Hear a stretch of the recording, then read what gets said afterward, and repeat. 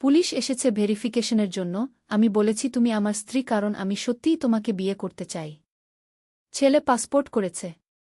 আজ সকালে পুলিশ ভেরিফিকেশনের জন্য এসেছে। কনস্টেবল আমাকে জিজ্ঞেস করল, আপনি কে? ছেলে বলে দিল, উনি আমার ওয়াইফ। কি? আমি তো হতবাক। কিছু বলার আগেই পুলিশ বলল, ঠিক আছে, আপনার স্বামীর ক্যারেক্টার সার্টিফিকেট দিতে পারবেন? আমি ইশারায় ছেলেকে জিজ্ঞেস করলাম কি হচ্ছে। সে চোখ ইশারায় বলল চুপ থাকতে। পুলিশ চলে যাওয়ার পর আমি রেগে গিয়ে বললাম, কেন বললি আমি তোর ওয়াইফ? ছেলে আমার সামনে হাঁটু গেড়ে বসে বলল, কারণ আমি চাই এটা সত্যি হোক। মা, আমি তোমাকে ভালোবাসি। তুই কি বলছিস? আমি বলছি আমি তোমাকে বিয়ে করতে চাই। এই পাসপোর্ট দিয়ে আমরা দুজনে বিদেশে চলে যাব।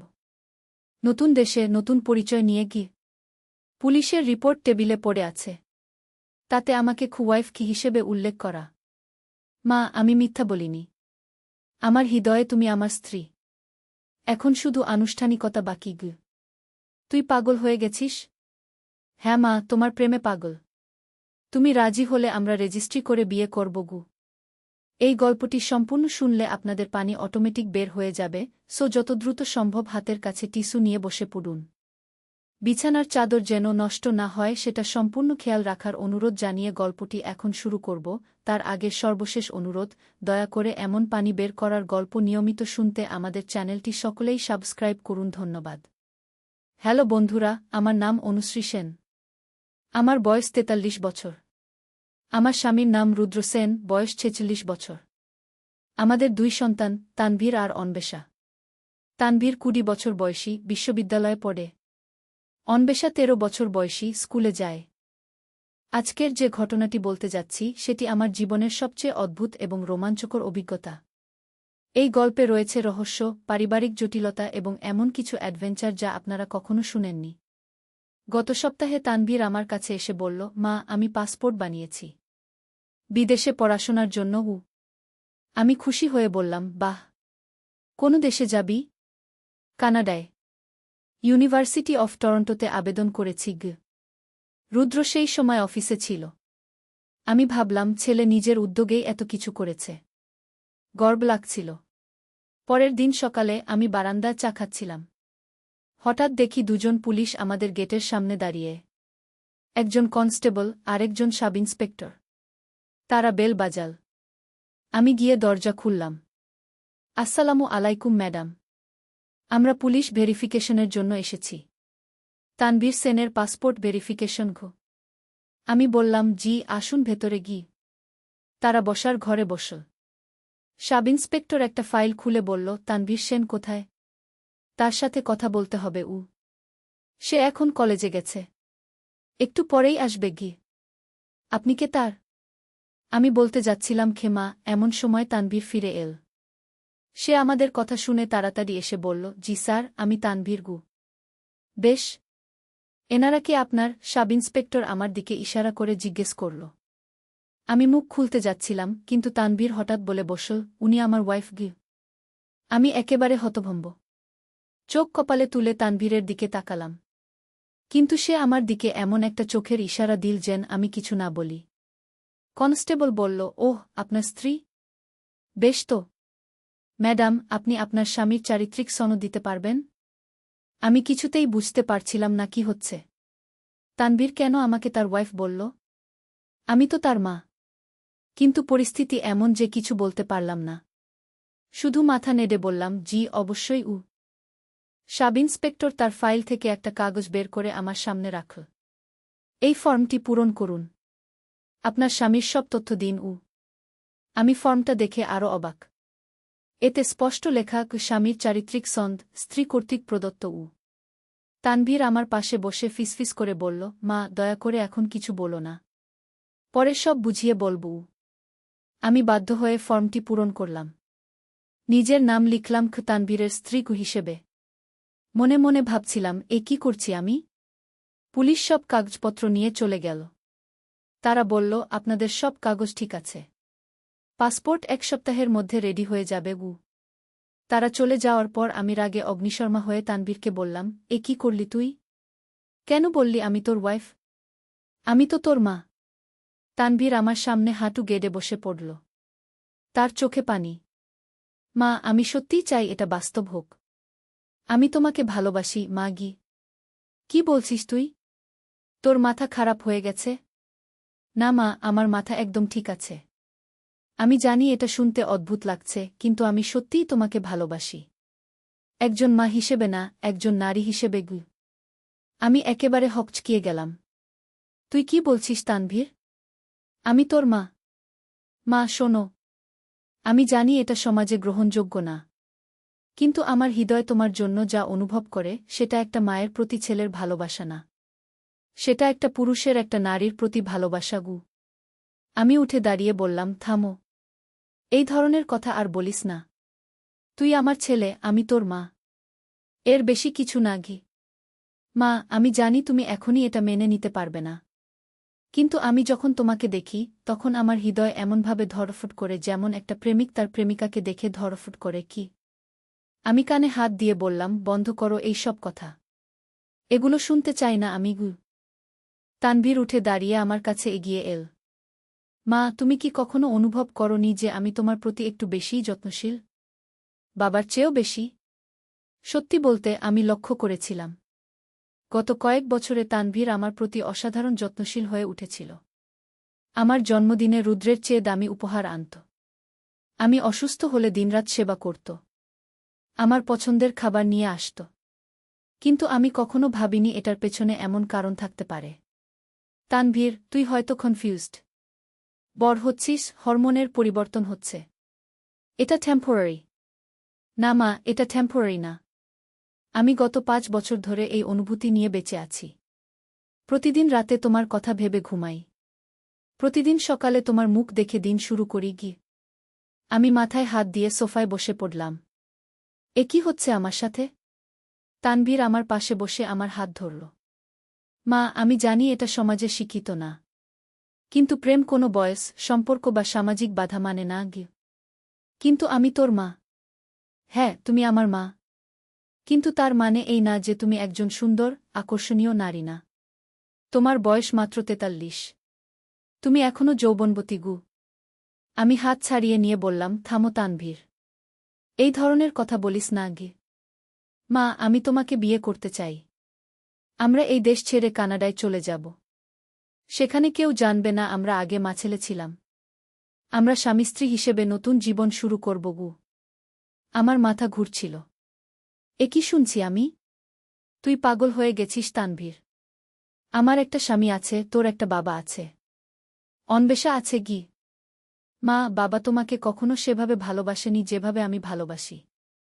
বাবা সব সময় কাজে ব্যস্ত থাকে। তোমার প্রতি মনোযোগী দেয় না। এটা সত্যি ছিল। রুদ্র সব সময় অফিসের কাজে ব্যস্ত থাকে। আমার সাথে খুব কমই সময় কাটায়। আর অন্বেষা? সে এখনো ছোট। আমরা তাকেও নিয়ে যেতে পারি। তাকে বলব আমি তোমার নতুন স্বামী।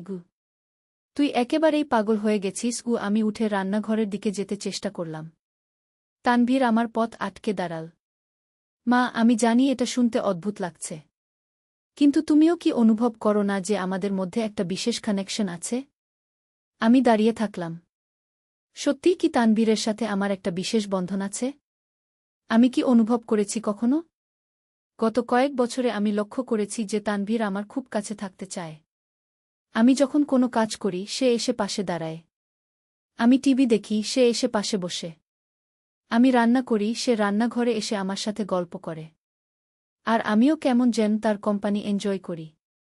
রুদ্রের চেয়ে তানভীরের সাথে কথা বলতে বেশি ভালো লাগে। কিন্তু এটা তো স্বাভাবিক মাছেলের সম্পর্ক। মা, তুমি কি কখনো ভাবনি কেন আমি কোনো মেয়ের সাথে সম্পর্কে জড়াইনি? আমার কলেজে অনেক সুন্দরী মেয়ে আছে। অনেকেই আমার প্রতি আগ্রহ দেখায়।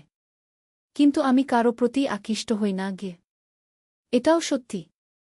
আমি প্রায়ই ভাবতাম কেন তানভীর কোনো মেয়ে ফ্রেন্ড বানায় না। এই বয়সে ছেলেদের তো গার্লফ্রেন্ড থাকাই স্বাভাবিক। কারণ আমার হৃদয়ে একজনই আছে। সেটা তুমি।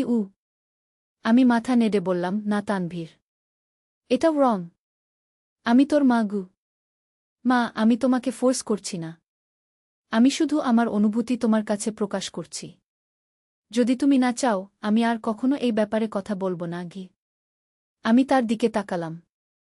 তার চোখে আন্তরিকতা দেখতে পেলাম। সে সত্যিই আমাকে ভালোবাসে, তা যে ধরনের ভালোবাসাই হোক। কিন্তু তানভীর, এটা কিভাবে সম্ভব? আমি তোর মা। সমাজ কি বলবে?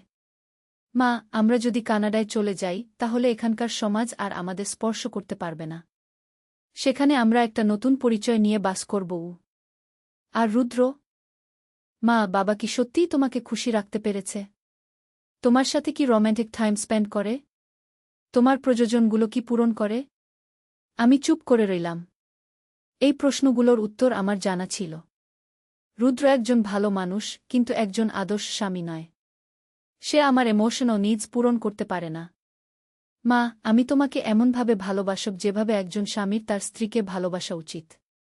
আমি তোমার সব প্রয়োজন পূরণ করব, ইমোশনাল, ফিজিক্যাল, সবকিছু। ফিজিক্যাল? আমার গা শিউরে উঠল। কিন্তু একই সাথে কেমন যেন একটা অদ্ভুত অনুভূতি হল। তানভীর, এটা ইনসেস্ট। এটা পাপ। মা, প্রেম কোনো পাপ না। যদি দুজন মানুষ একে অপরকে ভালোবাসে এবং কেউ কারো ক্ষতি না করে, তাহলে সেটা পাপ হয় কিভাবে? আমি কিছু বলতে পারলাম না। মাথায় হাজারো প্রশ্ন ঘুরছিল। মা, তুমি আমার প্রপোজাল নিয়ে ভাবো। আমি তোমাকে ফোর্স করব না। কিন্তু যদি তুমি রাজি হও, তাহলে আমরা পাসপোর্ট নিয়ে কানাডায় চলে যাব। আর অন্বেষা? তাকেও নিয়ে যাব। তাকে বলব আমি তোমার নতুন স্বামী। সে ছোট, সব বিশ্বাস করে ফেলবে। আমি সোফায় বসে পড়লাম। মাথায় কিছুই ঢুকছিল না। তানভীর আমার পাশে এসে বসল। মা, আমি জানি এটা হঠাৎ করে বলায় তুমি শক খেয়েছ। তুমি সময় নাও, ভেবে দেখো। সেদিন রাতে আমি ভীষণ অস্থির ছিলাম। রুদ্র অফিস থেকে ফিরে এসে স্বাভাবিক আচরণ করছিল। অন্বেষা পড়াশোনায় ব্যস্ত ছিল। কিন্তু আমার মন অশান্ত। তানভীর যা বলেছে সেটা কি সম্ভব? একজন মা কি তার ছেলেকে ভালোবাসতে পারে সেভাবে? আমি নিজেকে প্রশ্ন করলাম, আমি কি তানভীরের প্রতি কোনো অস্বাভাবিক অনুভূতি রাখি? সত্যি বলতে, আমি অনেক সময় ভেবেছি তানভীর কত হ্যান্ডসম হয়েছে। তার বডি স্ট্রাকচার কত পারফেক্ট। তার মুখের গড়ন কত সুন্দর। কিন্তু এটা তো স্বাভাবিক। একজন মা তার ছেলের সৌন্দর্য অ্যাপ্রিশিয়েট করবে। কিন্তু আমি কি কখনো তাকে একজন পুরুষ হিসেবে দেখেছি? হয়তো একবার বা দুবার। গত মাসে তানভীর গায়েম থেকে ফিরে এসে শার্ট ছাড়া দাঁড়িয়েছিল আমার সামনে। তার চেস্ট এবং অ্যাবস দেখে আমি কেমন যেন মুগ্ধ হয়ে গিয়েছিলাম। তখন আমার মনে হয়েছিল, ওহ, তানভীর কত স্ট্রং হয়ে গেছে। আর একদিন আমি বাথরুম থেকে বের হচ্ছিলাম। তখন তানভীর করিডোর এ দাঁড়িয়েছিল। সে আমাকে বাথরোব পরা অবস্থায় দেখে এমনভাবে তাকিয়েছিল যে আমার গা কেমন জানি গরম হয়ে গিয়েছিল। তখন কি আমি আনকনশিয়াসলি তাকে একজন পুরুষ হিসেবে সেন্স করেছিলাম? রাতে ঘুমানোর সময় আমি এই চিন্তাগুলো মাথা থেকে সরাতে পারছিলাম না। পরের দিন তানভীর কলেজে গেল। আমি সারাদিন বাড়িতে একা ছিলাম। অন্বেষা স্কুলে, রুদ্র অফিসে। আমি ভাবছিলাম তানভীরের প্রপোজাল নিয়ে। সে আমাকে বিয়ে করতে চায়। আমরা কানাডায় গিয়ে স্বামী-স্ত্রী হিসেবে বাস করব। কিন্তু এটা কি সম্ভব? আমি কি আমার নিজের ছেলেকে স্বামী বানাতে পারি? সন্ধ্যায় তানভীর ফিরে এল। সে আমার কাছে এসে বলল, মা, তুমি কেমন আছো? কাল যা কথা বলেছিলাম সেটা নিয়ে ভাবছ? আমি মাথা নাড়লাম। হ্যাঁ, ভাবছি। কি ভাবছ? তানভীর, এটা কি সত্যিই সম্ভব? আমি তোর মা, তুই আমার ছেলে। এই সম্পর্ক কিভাবে বদলাবো? তানভীর আমার হাত ধরল। মা, তুমি যদি মন থেকে চাও তাহলে সবকিছুই সম্ভব। আমি তোমাকে এমনভাবে ভালোবাসব যে তুমি ভুলে যাবে আমি তোর ছেলে ছিলাম। আমার হৃদস্পন্দন বেড়ে গেল। কিন্তু সমাজ? মা, আমরা সমাজ ছেড়ে চলে যাচ্ছি। কানাডায় কেউ জানবে না আমাদের আগের পরিচয়। আমরা নতুন নাম নিয়ে নতুন জীবন শুরু করব। আর রুদ্র? তোর বাবা? মা, বাবা কি তোমাকে খুশি রেখেছে? সে কি তোমার সাথে রোম্যান্টিক ডিনার করে? তোমার জন্য সারপ্রাইজ প্ল্যান করে? তোমাকে গিফটস দেয়? আমি চুপ করে রইলাম। রুদ্র সত্যি এগুলো করে না। আর আমি কি তোমার জন্য এগুলো করি না? গত বছর তোমার জন্মদিনে আমি কি করেছিলাম? আমার মনে পড়ে গেল। গত বছর আমার জন্মদিনে তানভীর একটা সারপ্রাইজ পার্টি অ্যারেঞ্জ করেছিল। সারাদিন সিক্রেট প্রিপারেশন করেছিল। রাতে বাড়ি সাজিয়ে কেক এনে গিফটস দিয়ে সেলিব্রেট করেছিল। রুদ্র সেদিন অফিসের কাজে এত ব্যস্ত ছিল যে আমার জন্মদিনের কথাই ভুলে গিয়েছিল। মা, আমি তোমাকে কুইন এর মতো রাখব। তোমার সব ইচ্ছা পূরণ করব। আমি তার দিকে তাকালাম। তার চোখে আন্তরিকতা দেখলাম। কিন্তু তানভীর, আমার বয়স 43। তোর মাত্র 20। আমি তোর থেকে 23 বছরের বড়। মা, age is just a number. তুমি এখনও কত সুন্দর, কত যুবতী দেখাও। তোমাকে দেখলে কেউ বলবে না তুমি 43 বছরের গু। সত্যিই তো। আমি নিজের যত্ন নিই। রেগুলার এক্সারসাইজ করি, হেলথি ডায়েট মেইনটেইন করি। দেখতে অনেক ইয়ঞ্জর লাগে। আর তানভীর, আমি যদি তোর সাথে ফিজিক্যাল রিলেশন মেইনটেইন করি, তাহলে সেটা কেমন হবে? আমি তো তোর মা গু। তানভীর আমার কাছে আরও কাছে এল। মা, আমি তোমাকে সেভাবে টচ করব যেভাবে একজন স্বামী তার স্ত্রীকে টচ করে। তোমার শরীরকে ওয়ার্শিপ করব। তোমাকে কমপ্লিটলি স্যাটিসফাই করব। আমার গা গরম হয়ে গেল। এই কথাগুলো শুনে আমার মধ্যে একটা অদ্ভুত অনুভূতি হচ্ছিল। কিন্তু এটা ওয়ং তানভীর গু। মা, যদি আমরা দুজনেই চাই এবং কারও কোনো ক্ষতি না হয়, তাহলে এটা ওয়ং হয় কিভাবে? লভ কোনো রুল মানে না ঘি। সেই রাতে আমি আবার ঘুমাতে পারলাম না। আমি ভাবছিলাম তানভীরের কথা। সে কি সত্যিই আমাকে একজন স্বামী হিসেবে ভালোবাসতে পারবে? আমি কি তাকে স্বামী হিসেবে অ্যাকসেপ্ট করতে পারব? আমি মায়োর এর সামনে দাঁড়িয়ে নিজেকে দেখলাম। সত্যিই তো, আমি এখনও বেশ অ্যাট্রাক্টিভ। আমার ফিগার মেইনটেইন আছে। চুল গ্লসি, স্কিন গ্লাউইং। যদি তানভীর স্ট্রেঞ্জার হতো এবং আমাকে প্রপোজ করত, তাহলে আমি হয়তো কনসিডার করতাম। কিন্তু সে তো আমার ছেলে। 3 দিন পর একটা ঘটনা ঘটল যা আমার সিদ্ধান্ত নিতে সাহায্য করল। সেদিন সকালে রুদ্র অফিস যাওয়ার সময় বলল, অনুশ্রী, আমার একটা আর্জেন্ট প্রজেক্ট আছে। হয়তো কয়েকদিন লেট করে ফিরব। তুমি ম্যানেজ করোক। আমি বললাম, কিন্তু আজ তো আমাদের ওয়েডিং অ্যানিভার্সারি গু। রুদ্র থেমে গেল। তারপর বলল, ওহ, ভুলে গিয়েছিলাম। সরি, এই প্রজেক্ট কমপ্লিট করতে হবে। পরে সেলিব্রেট করব। এই বলে সে চলে গেল। আমার খুব কষ্ট লাগল। 18 বছরের ওয়েডিং অ্যানিভার্সারি, আর সে ভুলে গেল। দুপুরে তানভীর কলেজ থেকে ফিরে এসে দেখল আমি আপসেট। কি হয়েছে মা? আমি তাকে সব বললাম। তানভীর আমার হাত ধরে বলল, মা, তুমি আপসেট হজো না। আজ আমরা সেলিব্রেট করব। কিভাবে? তুমি রেডি হও। আমি সব অ্যারেঞ্জ করছি। সন্ধ্যায় তানভীর আমাকে একটা এক্সপেন্সিভ রেস্টুরেন্ট এ নিয়ে গেল। সেখানে ক্যান্ডল লাইট ডিনার এর অ্যারেঞ্জমেন্ট ছিল। তানভীর, এসব কেন? মা, তোমার ওয়েডিং অ্যানিভার্সারি। তুমি সেলিব্রেট করার ডিজার্ভ করো। যদি বাবা না পারে, তাহলে আমি করব। সেই রাতে তানভীরের বিহেভিয়ার একেবারে রোম্যান্টিক ছিল। সে আমার জন্য চেয়ার ফোল করল, খাবার অর্ডার দিল, আমার সাথে সুইট কথা বলল। আমার মনে হচ্ছিল আমি সত্যিই একটা রোম্যান্টিক ডেট এ আছি। খাওয়ার পর তানভীর বলল, মা, আমার একটা গিফট আছে তোমার জন্য। সে একটা স্মল বক্স বের করল। খুলে দেখি একটা বিউটিফুল ডায়মন্ড রিং। এটা কি তানভীর? এটা এঙ্গেজমেন্ট রিং। আমি তোমাকে প্রপোজ করছি অফিশিয়ালি গু। আমার চোখে পানি এসে গেল। এই ছেলে আমার জন্য এত কিছু করছে, আর আমার স্বামী আমাদের অ্যানিভার্সারি ও ভুলে গেল। তানভীর, মা, তুমি এই রিং পরবে? এটা আমাদের এঙ্গেজমেন্টের সিম্বল হবে। আমি রিংটার দিকে তাকালাম। এটা খুবই সুন্দর। আমি জানতাম এই রিং পরা মানে তানভীরের প্রপোজাল অ্যাকসেপ্ট করা। কিন্তু সেই মুহূর্তে আমি অনুভব করলাম যে তানভীর আমাকে সত্যিই ভালোবাসে। সে আমার হ্যাপিনেসের জন্য সবকিছু করতে রেডি। আমি হাত বাড়ালাম। তানভীর রিংটা আমার ফিঙ্গার এ পরিয়ে দিল। মা, তুমি রাজি? আমি মাথা নাড়লাম। হ্যাঁ, আমি রাজি। তানভীর খুশিতে আমার হাত খেস করল। সেই রাতে বাড়ি ফিরে আমরা প্ল্যান করলাম কিভাবে কানাডায় যাব।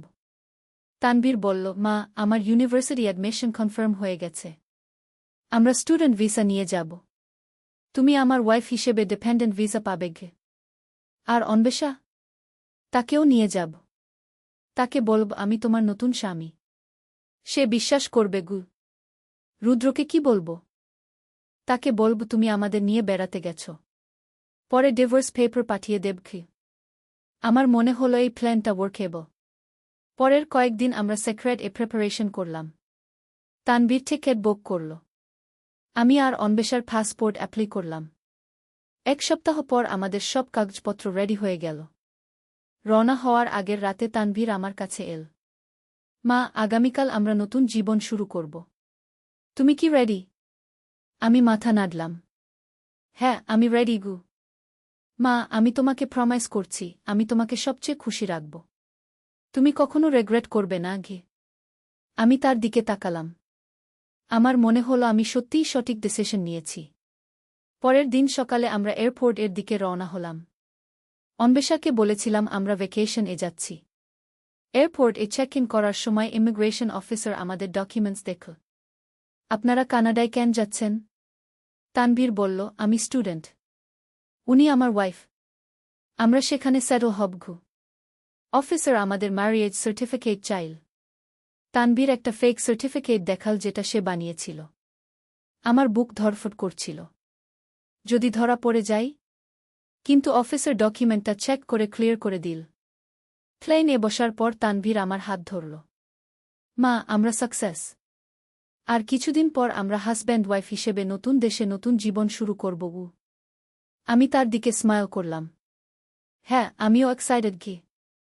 কিন্তু প্লেন টেক অফ করার সময় আমার মনে একটা ডাউট এল। আমি কি সত্যিই সঠিক কাজ করছি? আমি আমার স্বামী এবং স্বাভাবিক জীবন ছেড়ে আমার ছেলের সাথে? না, এখন আর ফেরা যায় না। আমি ডিসিশন নিয়ে ফেলেছি। প্লেন যখন ক্লাউডসের উপর দিয়ে উঠছিল, তখন আমি ভাবছিলাম আমাদের ফিউচার নিয়ে। কানাডায় আমরা কিভাবে অ্যাডজাস্ট করব? তানভীর আমাকে সত্যিই স্বামী হিসেবে ট্রিট করবে? আমি তাকে স্বামী হিসেবে অ্যাকসেপ্ট করতে পারব? হঠাৎ অন্বেষা জিজ্ঞেস করল, মা, আমরা কতদিন ভ্যাকেশনে থাকব? আমি তানভীরের দিকে তাকালাম। সে ইশারা করল সব বলার জন্য। আমি অন্বেষার কাছে গিয়ে বললাম, অন্বেষা, আমি তোমাকে একটা কথা বলি। তানভীর ভাইয়া এখন তোমার নতুন বাবা গু। মানে? মা আর তোর বাবার সেপারেশন হয়ে গেছে। এখন মা তানভীর ভাইয়াকে বিয়ে করেছে গু। অন্বেষা কনফিউজড হয়ে গেল। কিন্তু তানভীর ভাইয়া তো আমার ভাই। না বাবা, সে এখন তোর স্টেপফাদার গু। অন্বেষা কিছুক্ষণ চুপ করে থেকে বলল, ঠিক আছে। তানভীর ভাইজা খুব ভালো। সে আমার সাথে খুব ভালো বিহেভ করে কি? আমি স্বস্তির নিঃশ্বাস ফেললাম। অন্বেষা সিচুয়েশন অ্যাকসেপ্ট করে নিয়েছে। 10 ঘণ্টা পর আমরা টরন্টো এয়ারপোর্ট এ ল্যান্ড করলাম। ইমিগ্রেশনে আবার ডকুমেন্টস চেক করল। কিন্তু আমাদের স্টুডেন্ট ভিসা এবং ডিপেন্ডেন্ট ভিসা থাকায় কোনো প্রবলেম হল না। এয়ারপোর্ট থেকে বের হয়ে ট্যাক্সি নিয়ে তানভীরের ইউনিভার্সিটি এর কাছে একটা অ্যাপার্টমেন্ট এ গেলাম যেটা সে আগে থেকে বুক করে রেখেছিল। অ্যাপার্টমেন্টটা ছোট কিন্তু কোজি। 2 বেডরুম, একটা লিভিং রুম, কিচেন। মা, এটাই আমাদের নতুন বাড়ি। কেমন লাগছে? আমি চারিদিক দেখলাম। এটা সত্যিই সুন্দর। খুব ভালো তানভীর। সেই রাতে আমরা সেটল ইন করলাম। অন্বেষার জন্য একটা রুম, আমাদের জন্য অ্যানাদার রুম। কিন্তু বিড টাইম এ আমার নার্ভাস লাগছিল। আজ থেকে আমাকে তানভীরের সাথে সেম বিড এ স্লিপ করতে হবে। তানভীর বুঝতে পারল আমার অবস্থা। মা, তুমি নার্ভাস হজো না। আমি তোমাকে ফোর্স করব না। তুমি যখন রেডি হবে তখন গু। আমি গ্রেটফুল হলাম তার আন্ডারস্ট্যান্ডিং এর জন্য। সেই রাতে আমরা সেম বিড এ শুলাম, কিন্তু কোনো ফিজিক্যাল কন্ট্যাক্ট ছাড়াই। পরের দিন তানভীর ইউনিভার্সিটি এ রেজিস্ট্রেশন করতে গেল। আমি অ্যাপার্টমেন্ট এ থেকে গ্রসারি শপিং করলাম। কানাডার এনভায়রনমেন্ট কমপ্লিটলি ডিফারেন্ট। এখানে কেউ আমাদের চেনে না, আমাদের পাস্ট জানে না। আমি বুঝতে পারলাম এখানে আমরা সত্যিই ফ্রেশ স্টার্ট নিতে পারব। সন্ধ্যায় তানভীর ফিরে এসে বলল, মা, আমার ক্লাসেস পরশু থেকে শুরু। আর আমি পার্ট টাইম জব ও পেয়ে গেছি গু। খুব ভালো। আর তুমি কি করবে? তুমি চাইলে কোনো জব করতে পারোক। আমি ভাবলাম, এখানে আমার কিছু স্কিলস কাজে লাগতে পারে। আমি দেখি। এখন আগে সেটল হয়ে নিই গু। কয়েকদিন পর আমাদের রাউজিং সেট হয়ে গেল। তানভীর সকালে ইউনিভার্সিটি যায়, বিকেলে পার্ট টাইম জব করে। অন্বেষাকে লোকাল স্কুল এ ভর্তি করিয়েছি। আমি হাউসওয়ার্ক করি, অকেশনালি বাইরে ঘুরতে যাই। কিন্তু এখনও আমাদের মধ্যে husband wife type relationship develop হয়নি। আমরা সেম বিড এ স্লিপ করি, কিন্তু ফিজিক্যাল ইন্টিমেসি নেই। 1 মাস পর একদিন সন্ধ্যায় তানভীর আমার কাছে এল। মা, আমি তোমাকে কিছু বলি? হ্যাঁ, বলো উ। আমি খুব হ্যাপি যে তুমি আমার সাথে এসেছ। কিন্তু আমি অনুভব করছি তুমি এখনও আমাকে ছেলে হিসেবেই দেখো গু। আমি চুপ করে রইলাম। আমি চাই আমরা সত্যিকারের হাজব্যান্ড ওয়াইফ হয়ে উঠি। তুমি কি রেডি? আমি তার দিকে তাকালাম। সে সত্যিই মেজর হয়ে গেছে। এই 1 মাসে তার বিহেভিয়ার কমপ্লিটলি চেঞ্জড। সে আমার সাথে এমনভাবে বিহেভ করে যেন আমি তার ওয়াইফ। আমি অনুভব করলাম যে আমিও তাকে দেখার অ্যাঙ্গল চেঞ্জ করতে পারি। তানভীর, আমি ট্রাই করব। সেই রাতে প্রথমবারের মতো তানভীর আমাকে লিপস এ কিস করল। আমার মনে হলো এটা রং, কিন্তু একই সাথে ভালোও লাগল। তারপর ধীরে ধীরে আমরা ইন্টিমেট হয়ে উঠলাম। আজ সকালে উঠে আমার মনে হলো আমি সত্যিই একটা সুখী বিবাহিত জীবন লিড করছি। তানভীর আমাকে যেভাবে ভালোবাসে রুদ্র কখনো সেভাবে ভালোবাসেনি। আমি বুঝতে পারলাম যে কখনো কখনো সমাজের রুলস ব্রেক করে নিজের হ্যাপিনেস চুজ করাই ভালো। আর এই গল্পের সবচেয়ে ইন্টারেস্টিং পার্ট হল, গত সপ্তাহে আমি ডিসকভার করেছি যে আমি প্রেগন্যান্ট। তানভীরের চাইল্ড আমার গর্ভে। এখন আমি সত্যিই তার ওয়াইফ, সম্পূর্ণ অর্থে। আমাদের এই আনকনভেনশনাল লাভ স্টোরি হয়তো সমাজে অ্যাকসেপ্ট করা হবে না, কিন্তু আমরা খুশি। আর শেষ পর্যন্ত হ্যাপিনেস ই তো সবচেয়ে ইম্পর্ট্যান্ট। আজ যখন এই গল্পটা আপনাদের বলছি, তখন আমি টরন্টো এর আমাদের নতুন বাড়িতে বসে আছি। তানভীর ইউনিভার্সিটি থেকে ফিরে এসেছে। অন্বেষা স্কুল থেকে এসে হোমওয়ার্ক করছে। আমাদের নতুন ফ্যামিলি সত্যিই হ্যাপি। কখনো কখনো জীবনে এমন সব ডিসিশন নিতে হয় যা কনভেনশনাল উইজডম এর এগেইনস্ট যায়। কিন্তু যদি সেই ডিসিশন আপনার জেনুইন হ্যাপিনেস এর জন্য হয়, তাহলে সেটা সঠিক। আমি আমার ডিসিশনে হ্যাপি। তানভীর আমাকে পারফেক্ট হাজব্যান্ড এর মতো ভালোবাসে। আমি তাকে পারফেক্ট ওয়াইফ এর মতো ভালোবাসি। আর আমাদের আপকামিং চাইল্ড আমাদের বন্ড আরও স্ট্রং করে দেবে। এই ছিল আমার জীবনের সবচেয়ে আনকনভেনশনাল কিন্তু বিউটিফুল লাভ স্টোরি। আশা করি আপনাদের ভালো লেগেছে। রহস্যময় পারিবারিক অ্যাডভেঞ্চার গল্প। মূল ভূমিকা: বাগানে চারা গাছ লাগাতে গিয়ে ছেলে এমন কথা বলল যে আমার হাত থেকে মাটি ঝরে পড়ল আর চোখে জল এল। উঠানে একটা নতুন গোলাপ গাছের চারা লাগানোর কথা ছিল। সকালে ছেলে মাটি খুঁড়ে গর্ত করে দিয়েছে। আমি চারাটা নিয়ে বসেছি। মাটি দিয়ে গোড়া চাপা দিচ্ছি। ছেলে পাশে বসে পানি আনল। মা, এই চারাটা বড় হতে কতদিন লাগবে? আমি বললাম, বছর খানেক। সে মাটিতে পানি ঢালতে ঢালতে বলল, আমার ভালোবাসাও এভাবেই বেড়েছে তোমার জন্য। আমি অবাক হয়ে তাকালাম। কি বলছিস? তার হাত মাটিতে নোংরা হয়ে গেছে। মা, এই গাছ যেমন শিক ছড়িয়ে বাড়বে, আমার ভালোবাসাও তেমনি তোমার জন্য গভীর হয়েছে। আমি চারাটার দিকে তাকিয়ে রইলাম। এই গাছে যখন ফুল ফুটবে, আমি তোমাকে সেই ফুল দিয়ে প্রপোজ করব। আমার হাত থেকে মাটি পড়ে গেল। কিন্তু আমি আর অপেক্ষা করতে পারছি না। সে উঠে দাঁড়িয়ে আমার সামনে হাঁটু গেড়ে বসল। মা, আমি তোমাকে ভালোবাসি। তুমি আমাকে বিয়ে করবে? মাটির গন্ধ আর সকালের রোদ সব মিলিয়ে মাথা ঘুরছিল। আমরা নতুন জীবন শুরু করি, এই গাছের মতো। আমার চোখে জল এল। এই গল্পটি সম্পূর্ণ শুনলে আপনাদের পানি অটোমেটিক বের হয়ে যাবে, সো যত দ্রুত সম্ভব হাতের কাছে টিস্যু নিয়ে বসে পড়ুন। বিছানার চাদর যেন নষ্ট না হয় সেটা সম্পূর্ণ খেয়াল রাখার অনুরোধ জানিয়ে গল্পটি এখন শুরু করব। তার আগে সর্বশেষ অনুরোধ, দয়া করে এমন পানি বের করার গল্প নিয়মিত শুনতে আমাদের চ্যানেলটি সকলেই সাবস্ক্রাইব করুন। ধন্যবাদ। হ্যালো বন্ধুরা, আমার নাম রুমানা খান। আমার বয়স 33 বছর। আমার স্বামীর নাম তানভীর খান, বয়স 36 বছর। আমাদের 2 সন্তান, রাকিব আর তানিয়া। রাকিব 18 বছর বয়সী, কলেজে পড়ে। তানিয়া 10 বছর বয়সী, স্কুলে যায়। মূল গল্প: আজ সকালে যা ঘটেছে সেটা ভাবতেও গায়ে কাটা দেয়। রাকিব আমাকে বাগানে ডেকে নিয়ে গিয়েছিল একটা গোলাপের চারা লাগাতে। ও বলেছিল, মা, তুমি এই চারাটা লাগিয়ে দাও। আমি বুঝতে পারিনি কেন হঠাৎ এত আগ্রহ। বাগান করা তো আমার শখ, কিন্তু রাকিব সাধারণত এসব কাজে আগ্রহী নয়। আমি চারাটা নিয়ে বসলাম। মাটি খুঁড়ে গর্ত তৈরি করে দিয়েছিল রাকিব। আমি চারার শিকগুলো যত্ন করে গর্তে বসিয়ে মাটি দিয়ে চাপা দিতে শুরু করলাম। রাকিব পাশে বসে পানি নিয়ে এল। তার আচরণে কেমন একটা গম্ভীরতা ছিল। মা, এই চারাটা বড় হতে কতদিন লাগবে? রাকিব জিজ্ঞেস করল। বছর খানেক লাগবে ভালো গাছ হতে, আমি বললাম। রাকিব চুপচাপ পানি ঢালতে শুরু করল। তারপর হঠাৎ বলল, মা, আমার ভালোবাসাও এভাবেই বেড়েছে তোমার জন্য। আমি চমকে তাকালাম। কি বলছিস তুই? রাকিবের হাত মাটিতে নোংরা হয়ে গিয়েছিল। সে বলল, মা, এই গাছ যেমন শিক ছড়িয়ে বাড়বে, আমার ভালোবাসাও তেমনি তোমার জন্য গভীর হয়েছে গু। আমি কিছুটা অস্বস্তি বোধ করলাম। রাকিব, তুই কি বলছিস?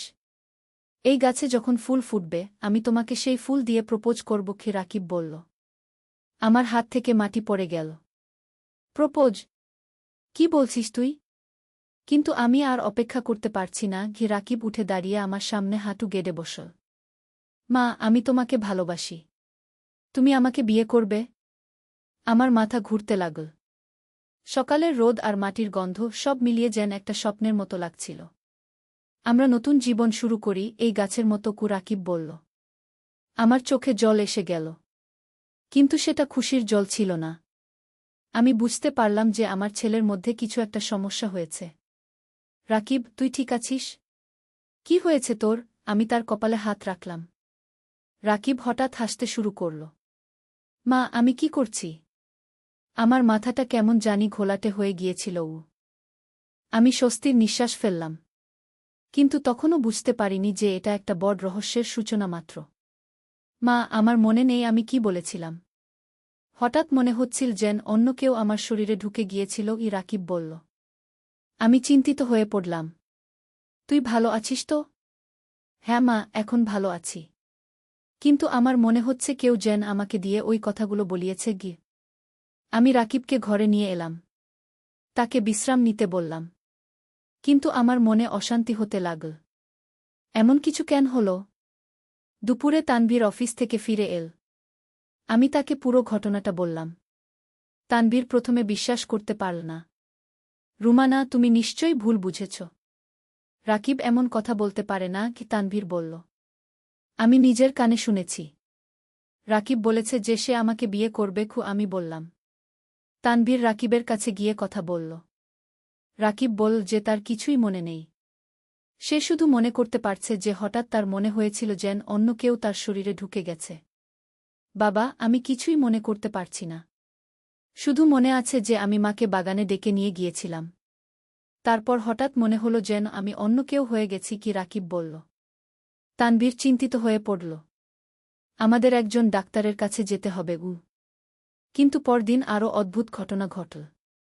তানিয়া স্কুল থেকে ফিরে এসে হঠাৎ আমার কাছে এসে বলল, মা, তুমি আমার প্রেমিকা হবে? আমি হতবাক হয়ে গেলাম। 10 বছরের একটা মেয়ে এমন কথা বলছে? তানিয়া, তুই কি বলছিস? আমি জিজ্ঞেস করলাম। তানিয়া হঠাৎ চোখ বড় করে তাকাল। মা, আমি কি বলেছি? আমার মনে নেই গু। আমি বুঝলাম যে আমার পরিবারের সাথে কিছু একটা অস্বাভাবিক ঘটনা ঘটছে। কিন্তু কি? সন্ধ্যায় তানভীর অফিস থেকে ফিরে এসে হঠাৎ আমার হাত ধরে বলল, রুমানা, তুমি আমার সাথে পালিয়ে যাবে? কি বলছো তুমি? আমি অবাক হয়ে জিজ্ঞেস করলাম। তানভীর হঠাৎ চমকে উঠল। আমি কি বলেছি? আমার মনে নেই তো গু। আমি বুঝলাম যে আমার পুরো পরিবারই কোনো এক অদৃশ্য শক্তির নিয়ন্ত্রণে চলে গেছে। কিন্তু কি সেই শক্তি? এবং কেন এমন হচ্ছে? রাতে আমি ঘুমোতে পারলাম না। মনে মনে ভাবতে লাগলাম কি করা যায়। হঠাৎ আমার মনে পড়ল আমাদের পুরনো বাড়ির কথা। আমার শ্বশুর মারা যাওয়ার আগে বলেছিলেন যে ওই বাড়িতে কোনো অশুভ শক্তি আছে। পরদিন সকালে আমি তানভীরকে বললাম, আমাদের পুরনো বাড়িতে যেতে হবে গু। কেন? তানভীর জিজ্ঞেস করল। তোমার বাবা বলেছিলেন যে ওই বাড়িতে কিছু আছে। হয়তো আমাদের এই সমস্যার সাথে সেটার কোনো সম্পর্ক আছে। আমি বললাম। আমরা সবাই মিলে পুরনো বাড়িতে গেলাম। বাড়িটা প্রায় 5 বছর ধরে খালি পড়ে আছে। ভিতরে ধুলোবালি আর জাল। আমরা বাড়িতে ঢুকে খোঁজাখুঁজি শুরু করলাম। হঠাৎ তানিয়া চিৎকার করে উঠল। মা, এখানে একটা গর্ত আছে গি। আমরা দেখলাম যে ঘরের এক কোণায় মেঝেতে একটা গর্ত আছে। গর্তটা বেশ গভীর। তানভীর টর্চ জ্বালিয়ে গর্তের ভিতরে তাকাল। এখানে কিছু আছে গি। আমরা গর্ত থেকে একটা পুরনো কাঠের বাক্স তুললাম। বাক্সটা খুলে দেখলাম যে ভিতরে কিছু পুরনো কাগজপত্র আর একটা ছোট মূর্তি আছে। মূর্তিটা দেখতে অদ্ভুত লাগছিল। কালো পাথরের তৈরি, আর তার উপর কিছু অদ্ভুত চিহ্ন খোদাই করা। তানভীর কাগজগুলো পড়তে শুরু করল। এগুলো তোমার শ্বশুরের হাতের লেখা গু। আমি কাগজগুলো নিয়ে পড়লাম। সেখানে লেখা ছিল, এই মূর্তিটা আমার দাদার আমলে পাওয়া গিয়েছিল। এটা একটা প্রাচীন তন্ত্রমন্ত্রের বস্তু। এই মূর্তির প্রভাবে পরিবারের সদস্যরা অদ্ভুত আচরণ করতে শুরু করে। তারা একে অপরের প্রতি অস্বাভাবিক আকর্ষণ অনুভব করে। আমি এটাকে এখানে লুকিয়ে রেখেছি যাতে আমার পরিবারের কেউ আর এর প্রভাবে না পড়ে। আমি বুঝলাম যে এই মূর্তিটাই আমাদের সমস্যার কারণ। কিন্তু কিভাবে? আমরা তো এটা কখনো দেখিনি। তানভীর আরও পড়ল। এখানে লেখা আছে যে এই মূর্তির প্রভাব মাটির নিচে দিয়েও ছড়ায়। যারা এই বাড়ির আশেপাশে থাকে তারাও এর প্রভাবে পড়তে পারে। আমি চমকে উঠলাম। আমাদের নতুন বাড়ি এই পুরনো বাড়ির খুব কাছেই। হয়তো মাটির নিচে দিয়ে এই মূর্তির প্রভাব আমাদের বাড়িতেও পৌঁছেছে। তাহলে আমাদের কি করতে হবে? আমি জিজ্ঞেস করলাম। তানভীর আরও কাগজ পড়ল। এখানে লেখা আছে যে এই মূর্তিকে একটা পবিত্র স্থানে নিয়ে গিয়ে জ্বালিয়ে দিতে হবে। তাহলে এর প্রভাব শেষ হয়ে যাবে। আমরা সিদ্ধান্ত নিলাম যে কাল সকালেই এই মূর্তিটাকে নিয়ে আমাদের এলাকার মসজিদে যাব। সেখানে ইমাম সাহেবের সাহায্য নেব। কিন্তু রাতেই আরও বিপদ এসে গেল। আমি ঘুমোতে যাওয়ার পর হঠাৎ রাকিব আমার ঘরে এসে বলল, মা, আমি তোমার সাথে একসাথে ঘুমাবো। আমি বুঝলাম যে মূর্তিটা আমাদের বাড়িতে আনার কারণে এর প্রভাব আরও বেড়ে গেছে। রাকিব, তুই তোর ঘরে যা। আমি বললাম। কিন্তু রাকিব শুনল না। সে আমার কাছে এগিয়ে আসতে লাগল। তার চোখে অদ্ভুত একটা দৃষ্টি। আমি চিৎকার করে তানভীরকে ডাকলাম। তানভীর দৌড়ে এসে রাকিবকে ধরে তার ঘরে নিয়ে গেল। পরদিন ভোরেই আমরা মূর্তিটা নিয়ে মসজিদে গেলাম। ইমাম সাহেব মূর্তিটা দেখে বললেন, এটা একটা শয়তানি বস্তু। এটাকে জ্বালিয়ে দিতে হবে। আমরা মসজিদের পিছনের খালি জায়গায় একটা আগুন জ্বালালাম। ইমাম সাহেব কোরআন পড়তে লাগলেন। আমরা মূর্তিটাকে আগুনে ফেলে দিলাম। মূর্তিটা আগুনে পড়ার সাথে সাথে একটা অদ্ভুত শব্দ হল, যেন কেউ চিৎকার করছে। তারপর মূর্তিটা পুড়ে ছাই হয়ে গেল। ইমাম সাহেব বললেন, এখন আপনাদের সমস্যা শেষ হয়ে যাবে। আমরা ঘরে ফিরলাম। সত্যিই সেদিন থেকে আমাদের পরিবারের কেউ আর অদ্ভুত আচরণ করল না। রাকিব আর তানিয়া স্বাভাবিক হয়ে গেল। কিন্তু একটা জিনিস আমার মনে রয়ে গেল। যেদিন রাকিব আমাকে প্রপোজ করেছিল সেদিন সে বলেছিল যে আমাদের নতুন জীবন শুরু করতে হবে, এই গাছের মতো। আমি বাগানে গিয়ে দেখলাম যে সেই গোলাপ গাছের চারাটা মরে গিয়েছে। পাতাগুলো কালো হয়ে গেছে। আমি বুঝলাম যে এই গাছের মধ্যেও সেই শয়তানি শক্তি ঢুকে গিয়েছিল। ভাগ্যিস আমরা সময়মতো মূর্তিটাকে নষ্ট করে দিয়েছিলাম। না হলে আমাদের পরিবার ধ্বংস হয়ে যেত। এখন আমরা সবাই শান্তিতে আছি। কিন্তু এই ঘটনা আমাদের শিখিয়েছে যে পৃথিবীতে এমন অনেক রহস্যময় শক্তি আছে যা আমরা বুঝি না। আমাদের সবসময় সতর্ক থাকতে হবে। তানভীর বলেছে যে আমরা এই পুরনো বাড়িটা বিক্রি করে দেব। আমিও রাজি আছি। এই বাড়িতে আর কোনো শয়তানি বস্তু থাকতে পারে। আজ যখন আমি এই গল্প বলছি তখনও গায়ে কাটা দিচ্ছে। ভাবতেই পারিনি যে আমার নিজের পরিবারের সাথে এমন কিছু ঘটবে। কিন্তু সবচেয়ে ভয়ানক ব্যাপার হল যে এই ঘটনার পর আমি জানতে পারলাম যে আমাদের এলাকার আরও কয়েকটা পরিবারের সাথেও এমন ঘটনা ঘটেছে। তারাও সেই পুরনো বাড়ির কাছাকাছি থাকে। আমি ভাবি কত রহস্য লুকিয়ে আছে আমাদের চারপাশে। আমরা জানি না কখন কোনো বিপদ এসে আমাদের ঘিরে ধরবে। তবে আমি খুশি যে আমরা সময়মতো এই সমস্যার সমাধান করতে পেরেছি। আমাদের পরিবার এখন আগের মতোই স্বাভাবিক জীবনযাত্রা করছে। রাকিব এখন কলেজে ভালো ছাত্র হিসেবে পড়াশোনা করছে। তানিয়াও স্কুলে ভালো করছে। তানভীর অফিসে নিয়মিত কাজ করছে। আর আমি এখন বাগান করা ছেড়ে দিয়েছি। কারণ ওই গোলাপ গাছের কথা মনে হলেই ভয় লাগে। তবে এই ঘটনা আমাদের আরও কাছাকাছি এনেছে। আমরা এখন একে অপরের যত্ন আরও বেশি নেই। কারণ আমরা বুঝেছি যে পরিবারের চেয়ে বড় কিছু নেই এই পৃথিবীতে। আমি আশা করি আমাদের মতো কোনো পরিবারকে আর এমন ভয়ানক অভিজ্ঞতার মধ্য দিয়ে যেতে হবে না। কিন্তু যদি কারো সাথে এমন কিছু ঘটে তাহলে তারা যেন ধৈর্য হারিয়ে না ফেলে। সবসময় একটা সমাধান আছে। আর সবচেয়ে গুরুত্বপূর্ণ কথা হল আমাদের বিশ্বাস রাখতে হবে। আল্লাহর উপর ভরসা রাখলে সব বিপদ থেকে মুক্তি পাওয়া যায়।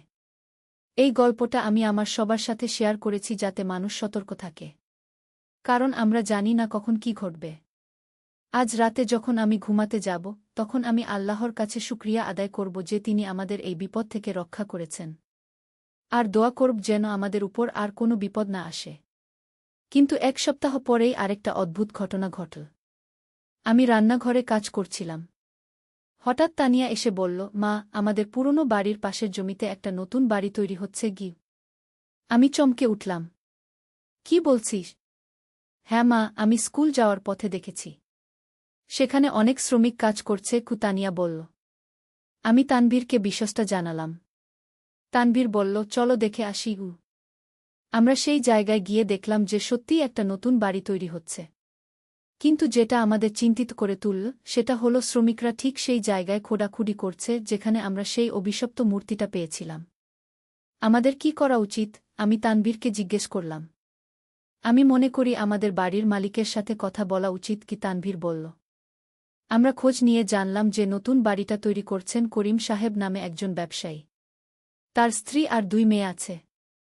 আমি তানভীরকে বললাম, আমাদের তাদের সাবধান করে দেওয়া উচিত কি? কিন্তু তানভীর বলল, তারা বিশ্বাস করবে? আমরা যদি বলি যে ওই জমিতে ভূত আছে, তারা পাগল ভাববে গু। আমি ভাবলাম তানভীর ঠিকই বলেছে। কিন্তু আমার মন বলছিল যে আমাদের কিছু একটা করতে হবে। পরদিন আমি একা করিম সাহেবের বাড়িতে গেলাম। করিম সাহেবের স্ত্রী নাসরিন আপা দরজা খুললেন। আসসালামু আলাইকুম। আমি রুমানা খান।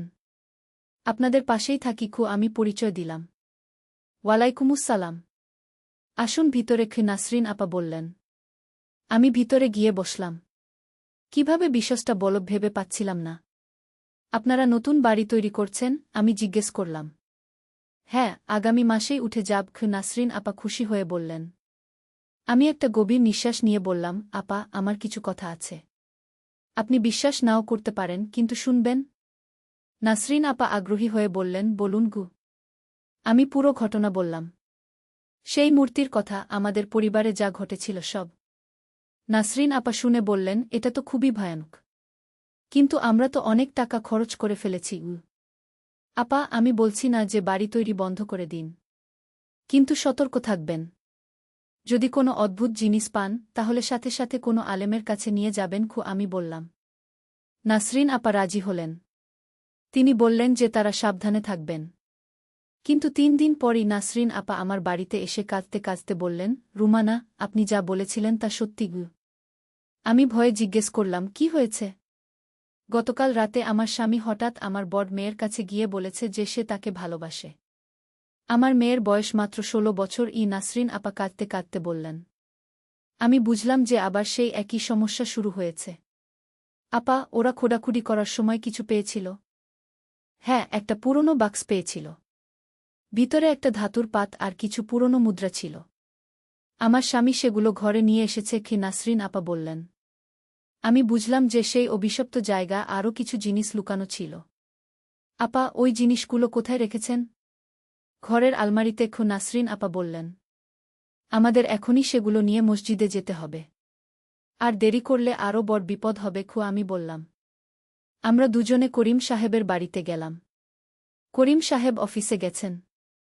ঘরে শুধু তার 2 মেয়ে আছে। নাসরিন আপা আলমারি খুলে সেই জিনিসগুলো বের করলেন। ধাতুর পাতটা দেখতে অদ্ভুত। তার উপর আরবি কিছু লেখা আছে, কিন্তু সেগুলো কোরআনের আয়াত নয়। বরং দেখতে কালো জাদুর মন্ত্রের মতো লাগছে। পুরনো মুদ্রাগুলো অদ্ভুত। সেগুলোর উপর কিছু প্রতীক খোদাই করা। আপা, আমাদের এখনই ইমাম সাহেবের কাছে যেতে হবে। আমি বললাম। আমরা দ্রুত মসজিদে গেলাম। ইমাম সাহেব জিনিসগুলো দেখে খুবই চিন্তিত হয়ে পড়লেন। এগুলো খুবই বিপজ্জনক।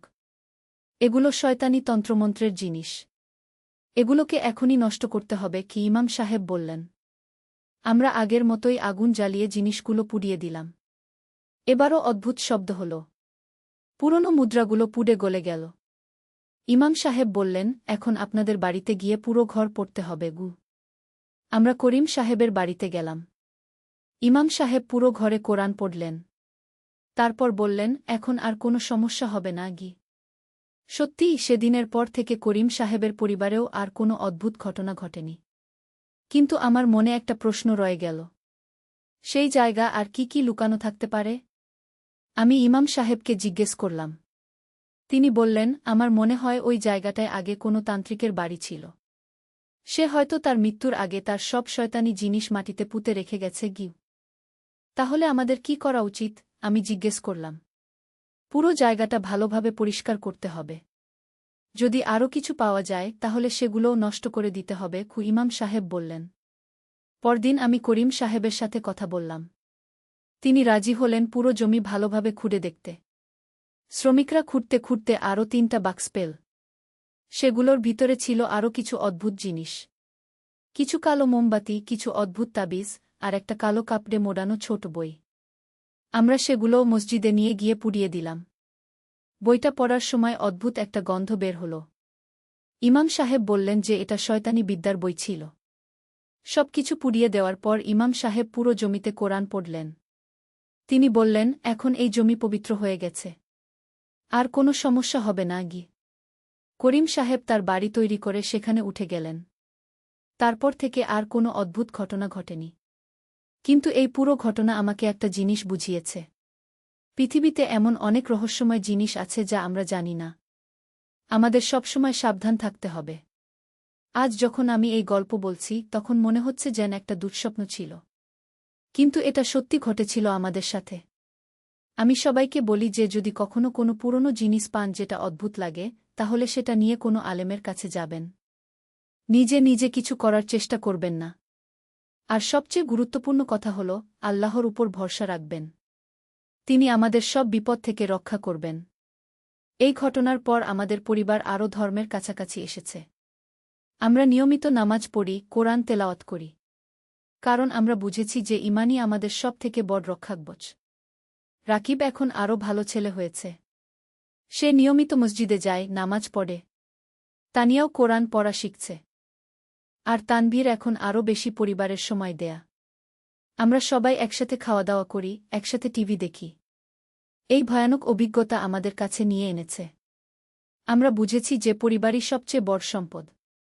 আমি আশা করি যে আমার এই গল্প শুনে মানুষ সতর্ক হবে। যদি কেউ এমন কোনো সমস্যার সম্মুখীন হন তাহলে ধৈর্য হারাবেন না।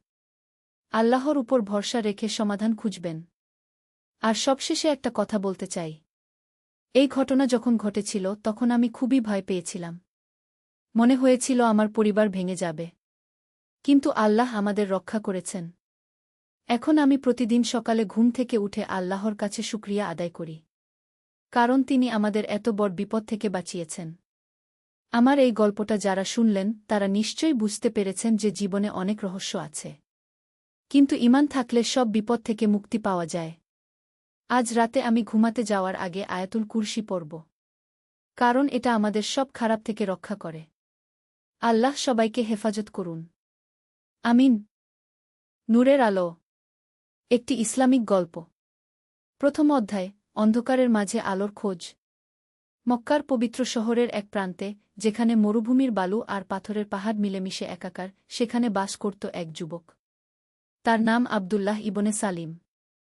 বয়স মাত্র 25, কিন্তু তার চোখে ছিল এক গভীর বেদনা, এক অস্থিরতা যা তাকে দিনরাত পীড়া দিত। আবদুল্লাহর পিতা ছিলেন একজন বিখ্যাত ব্যবসায়ী। তার কাছে ছিল অঢেল সম্পদ, উটখোড়ার বিশাল কাফেলা, আর মানুষের অশেষ সম্মান। কিন্তু আবদুল্লাহর মন কখনো এসব পার্থিব জিনিসে আটকে থাকেনি। ছোটবেলা থেকেই সে ছিল অন্যরকম। যখন অন্য ছেলেরা খেলাধুলায় মত্ত থাকত, আবদুল্লাহ তখন বসে থাকত একা, আকাশের দিকে তাকিয়ে, অসংখ্য প্রশ্ন নিয়ে। আব্বা, একদিন সে তার বাবাকে জিজ্ঞেস করেছিল, এই জীবনের মানে কি? আমরা জন্মাই, বড় হই, টাকা পয়সা কামাই, তারপর মরে যাই।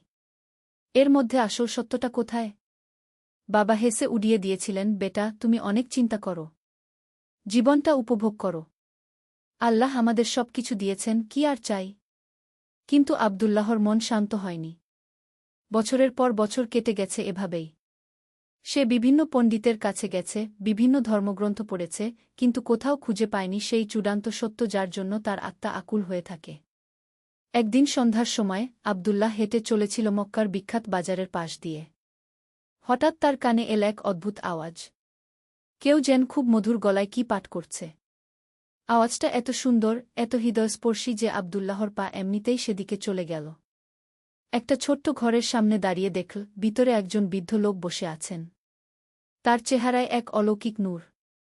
তিনি খুব মনোযোগ দিয়ে কিছু পাঠ করছেন। আবদুল্লাহ কাছে গিয়ে দাঁড়াল। বৃদ্ধ লোকটি তাকিয়ে দেখলেন। তার চোখে ছিল এক গভীর প্রজ্ঞা, এক অসীম দয়া। আসুন বেটা, তিনি হাসি মুখে বললেন, বসুন। মনে হচ্ছে আপনি কিছু খুঁজছেন গু।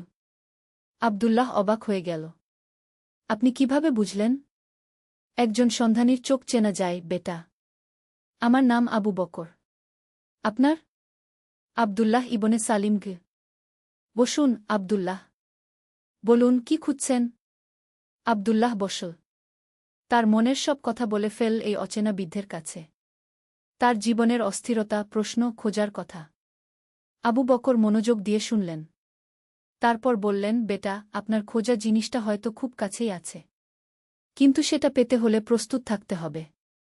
আপনি কি প্রস্তুত? কিসের জন্য প্রস্তুত? সত্যের জন্য। আল্লাহর নূরের জন্য। দ্বিতীয় অধ্যায়, নতুন আলোর সন্ধানে। সেই রাতে আব্দুল্লাহ ঘুমাতে পারল না। আবু বকরের কথাগুলো তার মনে ঘুরপাক খাচ্ছিল। সত্যের জন্য প্রস্তুত, এর মানে কি? সে তো সারা জীবনই সত্যের খোঁজে ছিল। পরদিন সকালেই সে আবার গেল আবু বকরের কাছে। দেখল বৃদ্ধ লোকটি নামাজ পড়ছেন। এমন একাগ্রতা, এমন বিনয় যে আব্দুল্লাহর চোখে পানি চলে এল। নামাজ শেষে আবু বকর তার দিকে তাকালেন। এসেছেন? বসুন। আজ আপনাকে একটা গল্প বলি। আব্দুল্লাহ আগ্রহে বসল। অনেক দিন আগের কথা। আরবের এই মরুভূমিতে জন্মেছিলেন এক মানুষ। তিনি ছিলেন ইয়াতিম, গরিব। কিন্তু তার চরিত্র ছিল হীরের চেয়েও পরিচ্ছন্ন। মানুষ তাকে ডাকত আলামিন বলে, বিশ্বস্ত। তিনি কখনো মিথ্যা বলতেন না, কাউকে কষ্ট দিতেন না। কিন্তু তার মনেও ছিল আপনার মতোই অস্থিরতা। তিনিও খুঁজতেন সত্যের গু। তারপর? আব্দুল্লাহ জিজ্ঞেস করল। তারপর একদিন হেরা গুহায় ধ্যানে বসে থাকার সময় তার কাছে এল ফেরেশতা জিবরাইল আলাইহিসসালাম। তিনি বললেন, পড়ুন। আর সেই মুহূর্ত থেকেই শুরু হল নতুন যুগ। সেই মানুষটিই হলেন আমাদের প্রিয় নবী হযরত মুহাম্মদ সাল্লাল্লাহু আলাইহি ওয়াসাল্লাম। আব্দুল্লাহর বুক ধক করে উঠল। আপনি কি বলতে চাইছেন গি? হ্যাঁ, বেটা। আপনার খোঁজা সত্য হল ইসলাম। আল্লাহর একত্ব আর মুহাম্মদ সাল্লাল্লাহু আলাইহি ওয়াসাল্লাম এর রিসালাত গু। কিন্তু আমি তো মুসলমানি। আমার নাম আব্দুল্লাহ। আবু বকর মৃদু হেসে বললেন, নাম মুসলমানের হলেই মুসলমান হওয়া যায় না, বেটা। মুসলমান হতে হয় মন দিয়ে, প্রাণ দিয়ে। আল্লাহর কাছে পূর্ণ আত্মসমর্পণ করে। আপনি কি সেটা করেছেন? এই প্রশ্নটা আব্দুল্লাহর মনে বজ্রপাতের মতো আঘাত করল। সত্যিই তো। সে শুধু নাম কালেমা পড়ে মুসলমান হয়েই সন্তুষ্ট ছিল, কিন্তু আসলে কখনো মন দিয়ে ভাবেনি আল্লাহ কি চান তার কাছে। আমি কিভাবে জানব আল্লাহ আমার কাছে কি চান? কুরআন পড়ুন, বেটা। হাদিস পড়ুন। রাসূল শাহ এর জীবনী পড়ুন। সবকিছুর উত্তর ওখানেই আছে গি। সেদিন থেকে আব্দুল্লাহর জীবনে শুরু হল নতুন অধ্যায়। প্রতিদিন সে আসত আবু বকরের কাছে। কুরআনের আয়াত শিখত, হাদিস শুনত, আর রাসূল শাহ এর জীবনী নিয়ে আলোচনা করত। তৃতীয় অধ্যায়, পরিবর্তনের বাতাস। দিন যত যেতে লাগল, আব্দুল্লাহর জীবনে তত পরিবর্তন আসতে থাকল। আগে যে জিনিসগুলো তার কাছে গুরুত্বপূর্ণ ছিল, অর্থ, সম্মান, পার্থিব আনন্দ, সেগুলো এখন মনে হয় অর্থহীন। এখন তার সবচেয়ে ভাল লাগে আল্লাহর ইবাদতে। ফজরের নামাজের সময় সে গিয়ে দাঁড়ায় মসজিদে। আবু বকরের পাশে দাঁড়িয়ে নামাজ পড়ে। নামাজ শেষে একসাথে কুরআন তেলাওয়াত করে। দিনের বেশিরভাগ সময় কাটায় ইলম অর্জনে। কিন্তু ঘরের অবস্থা খারাপ হতে থাকল। আব্দুল্লাহর বাবা খেয়াল করলেন যে ছেলে আর ব্যবসায়িক কাজকর্মে মন দেয় না। বেশিরভাগ সময় কাটায় কোনো এক বৃদ্ধের সাথে। কি হয়েছে তোর, আব্দুল্লাহ? একদিন বাবা জিজ্ঞেস করলেন। আগে তুই এত মনোযোগী ছিলি ব্যবসায়। এখন মনে হয় ভিন্ন মানুষ হয়ে গেছিস গো। আব্বা, আমি আসলে এখনই প্রকৃত মানুষ হয়েছি, আব্দুল্লাহ উত্তর দিল। আগে আমি জীবনের আসল অর্থই বুঝতাম না গি। তুই এখন কি করছিস সারাদিন? আল্লাহর ইবাদত করি। কুরআন হাদিস শিখি। ইসলামের প্রকৃত শিক্ষা নিয়ে ভাবি গু। বাবার মুখ শক্ত হয়ে গেল। শোন, আব্দুল্লাহ। আমি ধর্মের বিরোধী নই। কিন্তু সবকিছুরই একটা সীমা আছে। তুই পুরোপুরি সংসার ছেড়ে দিয়েছিস। এভাবে চলবে না গি। কিন্তু আব্বা, আল্লাহই বলেছেন, দুনিয়ার জীবন খেলাতামাশা ছাড়া আর কিছুই নয়। আমি এখন প্রকৃত জীবনের খোঁজ পেয়েছি গু। যথেষ্ট। তুই এই বৃদ্ধের সাথে মেলামেশা বন্ধ কর। আমি তোকে বিয়ে দিয়ে দেব। সংসারের দায়িত্ব নিলে মাথা ঠিক হবে গু। আব্দুল্লাহর মন খারাপ হয়ে গেল। সে বুঝল সত্যের পথে চলা সহজ নয়। এমনকি পরিবারের সাথেও সংঘাত হতে পারে। পরদিন সে আবু বকরের কাছে গিয়ে সবকিছু বলল। আবু বকর মনোযোগ দিয়ে শুনলেন। তারপর বললেন, বেটা, এটাই তো পরীক্ষা। আল্লাহ দেখতে চান তুমি কতটা দৃঢ় তোমার পথে। কিন্তু মনে রাখো, ইসলাম কখনো পারিবারিক বন্ধন ছিন্ন করতে বলে না। বাবা মায়ের সাথে সুন্দর ব্যবহার করা ইসলামের মৌলিক শিক্ষা গো। তাহলে আমি কি করব? তুমি তোমার বাবার সাথে ধৈর্য ধরো। তার কথা শোনো, কিন্তু আল্লাহর পথ ছেড়ে দিও না। আস্তে আস্তে তাকে বুঝিয়ে বলার চেষ্টা করো। আর তোমার চরিত্রের মাধ্যমে ইসলামের সৌন্দর্য দেখাও। চতুর্থ অধ্যায়, চরিত্রের বিপ্লব। আব্দুল্লাহ আবু বকরের উপদেশ মেনে চলার সিদ্ধান্ত নিল। সে আগের মতোই বাবার ব্যবসায় সহায়তা করতে লাগল, কিন্তু সাথে সাথে ইসলামিক শিক্ষা অর্জনও চালিয়ে যেতে থাকল। কিন্তু এখন তার ব্যবসায়িক আচরণ সম্পূর্ণ বদলে গেছে। আগে যেখানে সে খদ্দেরদের সাথে কেবল লাভের হিসাব করত, এখন সেখানে দেখাতে লাগল ইসলামিক নৈতিকতা। কখনো মিথ্যা বলত না, কখনো বেশি দাম চাইত না। গরিব খদ্দেরদের কম দামে জিনিস বিক্রি করত। একদিন এক বৃদ্ধা এসে কিছু খাবার কিনতে চাইল। তার কাছে পর্যাপ্ত টাকা ছিল না। আব্দুল্লাহ বিনা পয়সায় তাকে খাবার দিয়ে দিল। বেটা, বৃদ্ধা কৃতজ্ঞতার সাথে বলল, আল্লাহ তোমার মঙ্গল করুন। আজকাল কম লোকেই আছে এমন। এই ঘটনা দেখল অনেকে। মানুষ লক্ষ্য করতে শুরু করল আব্দুল্লাহর পরিবর্তন। তার ব্যবহারে যে মধুরতা, দয়া আর সততা, সেটা সবাইকে মুগ্ধ করত। আব্দুল্লাহর বাবাও খেয়াল করলেন। একদিন তিনি বললেন, আব্দুল্লাহ, তুই বদলে গেছিস।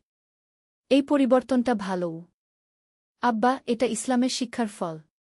যে বৃদ্ধের কাছে আমি যাই তিনি আমাকে রাসূল শাহ এর আদর্শ শেখান গো। বাবা চিন্তায় পড়লেন। তাহলে সেই বৃদ্ধটা ভালো মানুষই বটে কি? একদিন আব্দুল্লাহর বাবা নিজেই চাইলেন আবু বকরের সাথে দেখা করতে। আব্দুল্লাহ খুব খুশি হয়ে বাবাকে নিয়ে গেল। আবু বকর অত্যন্ত সম্মানের সাথে তার বাবাকে অভ্যর্থনা জানালেন। আহলান ওয়া শাহলান। আপনার ছেলে খুব ভালো একটা ছেলে। আল্লাহ তাকে হেদায়েত দিয়েছেন গু। আব্দুল্লাহর বাবা বললেন, আপনি ঠিক কি শেখান ওকে? আমি শেখাই কুরআন আর হাদিস। রাসূল শাহ কিভাবে জীবন যাপন করতেন, কি করে একজন মানুষ আল্লাহর প্রিয় বান্দা হতে পারে গি। আব্দুল্লাহর মধ্যে সত্যিই অনেক পরিবর্তন এসেছে। সে এখন অনেক ভালো মানুষ গো। এটাই তো ইসলামের মূল কথা, মানুষকে ভালো মানুষ বানানো গে। সেদিন বাবা অনেকক্ষণ আবু বকরের সাথে কথা বললেন। আবু বকর তাকে ইসলামের বিভিন্ন দিক নিয়ে বুঝিয়ে বললেন। কিভাবে ইসলাম শুধু নামাজ রোজা নয়, বরং জীবনের প্রতিটি ক্ষেত্রে একটি পূর্ণাঙ্গ জীবন ব্যবস্থা। পঞ্চম অধ্যায়, বিপদের মুখে ধৈর্য। সময় চলে গেল। আব্দুল্লাহ ইসলামিক গানে এগিয়ে যেতে লাগল। সে এখন নিজেই অন্যদের ইসলাম সম্পর্কে বলতে পারত। তার চারপাশে কিছু তরুণ জড়ো হতে থাকল যারা তার কাছে দ্বীনের কথা শুনত। কিন্তু সবকিছু যখন ভালো চলছিল, তখনই এল এক বিপদ। মক্কার কিছু প্রভাবশালী লোক আবু বকর আর আব্দুল্লাহদের কার্যকলাপ পছন্দ করল না। তারা মনে করল এরা নাকি মানুষদের মগজধোলাই করছে। একদিন কয়েকজন লোক এসে হামলা করল আবু বকরের ঘরে। তারা আবু বকরকে মারধর করল আর তার বইপত্র নষ্ট করে দিল। আব্দুল্লাহ খবর পেয়ে দৌড়ে গেল। দেখল আবু বকর রক্তাক্ত অবস্থায় মেঝেতে পড়ে আছেন। উস্তাদ, আব্দুল্লাহ কেঁদে ফেল। আপনার এই অবস্থা কেন? আবু বকর কষ্ট করে হাসলেন। এটাও তো পরীক্ষা বেটা। আল্লাহর পথে চলতে গেলে এমন হয় গে। কিন্তু কেন? আমরা তো কোনো খারাপ কাজ করিনি গি। খারাপ মানুষরা ভালো কাজও সহ্য করতে পারে না বেটা। তারা চায় সবাই তাদের মতো খারাপ থাকুক গো। আব্দুল্লাহ আবু বকরকে ডাক্তারের কাছে নিয়ে গেল। চিকিৎসা করাল। কিন্তু আবু বকরের শরীর খুব দুর্বল হয়ে পড়েছিল। উস্তাদ, আমরা এখন কি করব? সবর করব বেটা। ধৈর্য ধরব। আল্লাহ আমাদের পরীক্ষা নিচ্ছেন গু।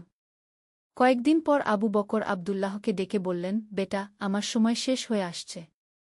আমি তোমাকে কিছু কথা বলে রাখতে চাই। কি বলছেন উস্তাদ? আপনি ভালো হয়ে যাবেন। প্রত্যেকটা মানুষকে একদিন আল্লাহর কাছে ফিরে যেতে হয়। আমার সময় হয়েছে। কিন্তু তুমি যে কাজ শুরু করেছ সেটা চালিয়ে যেও। মানুষকে ইসলামের প্রকৃত শিক্ষা দাও। রাসূল শাহ এর আদর্শ ছড়িয়ে দাও। আব্দুল্লাহর চোখে পানি এসে গেল। আর একটা কথা, আবু বকর চালিয়ে গেলেন, যতই বিপদ আসুক, আল্লাহর উপর ভরসা রেখো। তিনি কখনো তার সৎ বান্দাদের একা ছেড়ে দেন না। ষষ্ঠ অধ্যায়, নতুন দায়িত্ব। আবু বকর মৃত্যুবরণ করলেন। আব্দুল্লাহ যেন অনাথ হয়ে গেল। তার প্রিয় উস্তাদ, যিনি তাকে ইসলামের আলোর পথ দেখিয়েছিলেন, তিনি আর নেই। জানাজার দিন অনেক মানুষ এসেছিল। আবু বকর বহু মানুষের কাছে প্রিয় ছিলেন। তার মৃত্যুতে সবাই কাঁদছিল। জানাজার পর একজন বয়স্ক লোক আব্দুল্লাহর কাছে এলেন। ভাই, আবু বকর সাহেব মৃত্যুর আগে বলে গেছেন, তুমি তার কাজ চালিয়ে নেবে। এখানে যারা ইলম শিখত, তাদের আর কোথায় যেতে হবে? আব্দুল্লাহ চিন্তায় পড়ে গেল। তার মনে হল সে এই বিরাট দায়িত্ব নিতে পারবে কিনা। কিন্তু উস্তাদের শেষ কথাগুলো মনে পড়ল। আচ্ছা, আব্দুল্লাহ বলল, আমি চেষ্টা করব। পরদিন থেকে আব্দুল্লাহ আবু বকরের সেই ছোট্ট ঘরে বসে মানুষদের ইসলাম শেখাতে শুরু করল। প্রথমে খুব ভয় লাগছিল, কিন্তু আস্তে আস্তে সে আত্মবিশ্বাস পেতে লাগল। প্রতিদিন ফজরের পর সে বসত কুরআন শরীফ নিয়ে। একটু একটু করে আয়াতের অর্থ বুঝিয়ে দিত। হাদিসের গল্প বলত। রাসূল শাহ এর জীবনী থেকে শিক্ষামূলক ঘটনা বর্ণনা করত। সপ্তম অধ্যায়, প্রথম শিষ্য। আব্দুল্লাহর শিক্ষা দেওয়ার পদ্ধতি ছিল খুব সহজ। সে কখনো কঠিন আরবি শব্দ ব্যবহার করত না। সাধারণ ভাষায় উদাহরণ দিয়ে বুঝিয়ে দিত। একদিন এক তরুণ ছেলে এল। তার নাম উমর ইবনে খত্তাব। সে ছিল খুবই উগ্র মেজাজের। রাগে গেলে কারো কথা শুনত না। আমি শুনেছি তুমি নাকি মানুষকে ভালো মানুষ বানানোর কথা বলো, উমর বলল। আমার মতো মানুষের কি কোনো আশা আছে? আব্দুল্লাহ হেসে বলল, অবশ্যই আছে। আল্লাহ কারো জন্য তার দরজা বন্ধ করেন না। কিন্তু আমি তো অনেক খারাপ কাজ করেছি।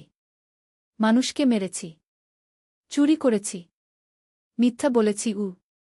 তাওবা করেছ? তাওবা মানে? অনুশোচনা, মন থেকে আফসোস করা, আল্লাহর কাছে ক্ষমা চাওয়া, আর ওই খারাপ কাজগুলো আর না করার প্রতিজ্ঞা করা। উমর চিন্তায় পড়ে গেল। তাহলে আল্লাহ আমাকে মাফ করে দেবেন? আল্লাহ বলেছেন, আমার বান্দারা, তোমরা যারা নিজেদের উপর অতিরিক্ত অন্যায় করেছ, আল্লাহর রহমত থেকে নিরাশ হজো না। নিশ্চয় আল্লাহ সব পাপ ক্ষমা করে দেন। তিনি ক্ষমাশীল, পরম দয়ালু। উমরের চোখে পানি চলে এল। এতদিন সে ভেবেছিল তার জন্য আর কোনো আশা নেই। আমি কি করব? প্রথমে মন থেকে তাওবা করো। তারপর 5 ওয়াক্ত নামাজ পড়া শুরু করো। আর কুরআন হাদিস শেখো। আস্তে আস্তে তোমার জীবন বদলে যাবে। সেদিন থেকে উমর নিয়মিত আসতে শুরু করল। সত্যিই তার জীবনে অভাবনীয় পরিবর্তন এল। যে ছেলে একসময় মানুষকে ভয় দেখাত, সেই ছেলেই এখন মানুষের সেবায় মত্ত। একদিন উমর আব্দুল্লাহকে বলল, ভাই, আমার জীবনটা কি অদ্ভুত। আগে আমি মনে করতাম পৃথিবীর সবাই আমার শত্রু।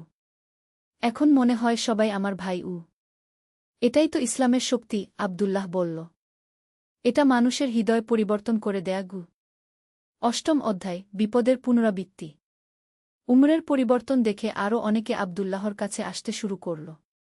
তার ছোট্ট মজলিস আস্তে আস্তে বড় হতে থাকল। প্রতিদিন 20-25 জন মানুষ আসত ইসলাম শিখতে। কিন্তু এই ব্যাপারটা আবার সেই প্রভাবশালী লোকদের নজরে পড়ল। তারা ভাবল, আবু বকর মরেছে ঠিকই, কিন্তু তার কাজ তো বন্ধ হয়নি। উল্টো আরও বেড়েছে। একদিন সকালে যখন আব্দুল্লাহ মসজিদে নামাজ পড়তে গিয়েছিল, তখন কয়েকজন লোক তার বাড়িতে হামলা করল। তারা তার বইপুস্তক পুড়িয়ে দিল আর ঘরবাড়ি ভাঙচুর করল।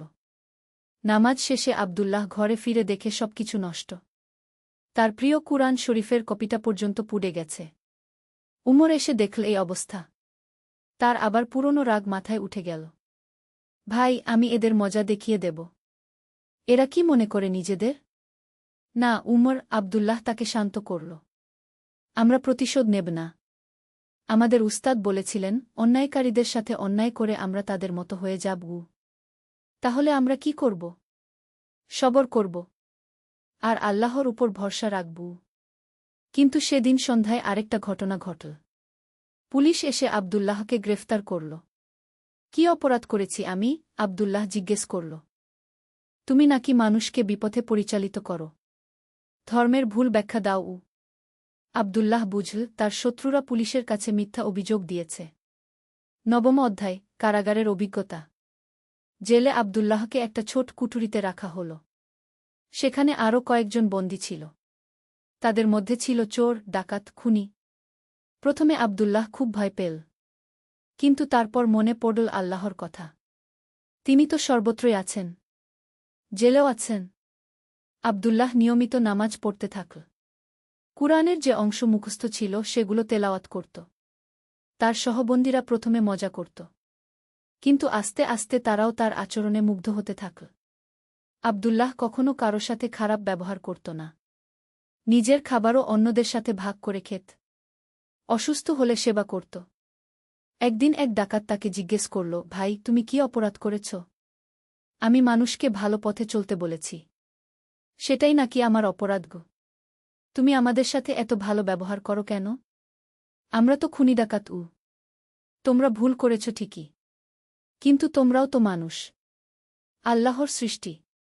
তোমাদেরও পরিবর্তন হওয়ার সুযোগ আছে কি? এই কথা শুনে সেই ডাকাতের মন নরম হয়ে গেল। আমিও কি পারব ভালো মানুষ হতে? অবশ্যই পারবে, শুধু চাইতে হবে মন থেকে কি। সেদিন থেকে আব্দুল্লাহ জেলেও তার দাওয়াতি কাজ শুরু করল।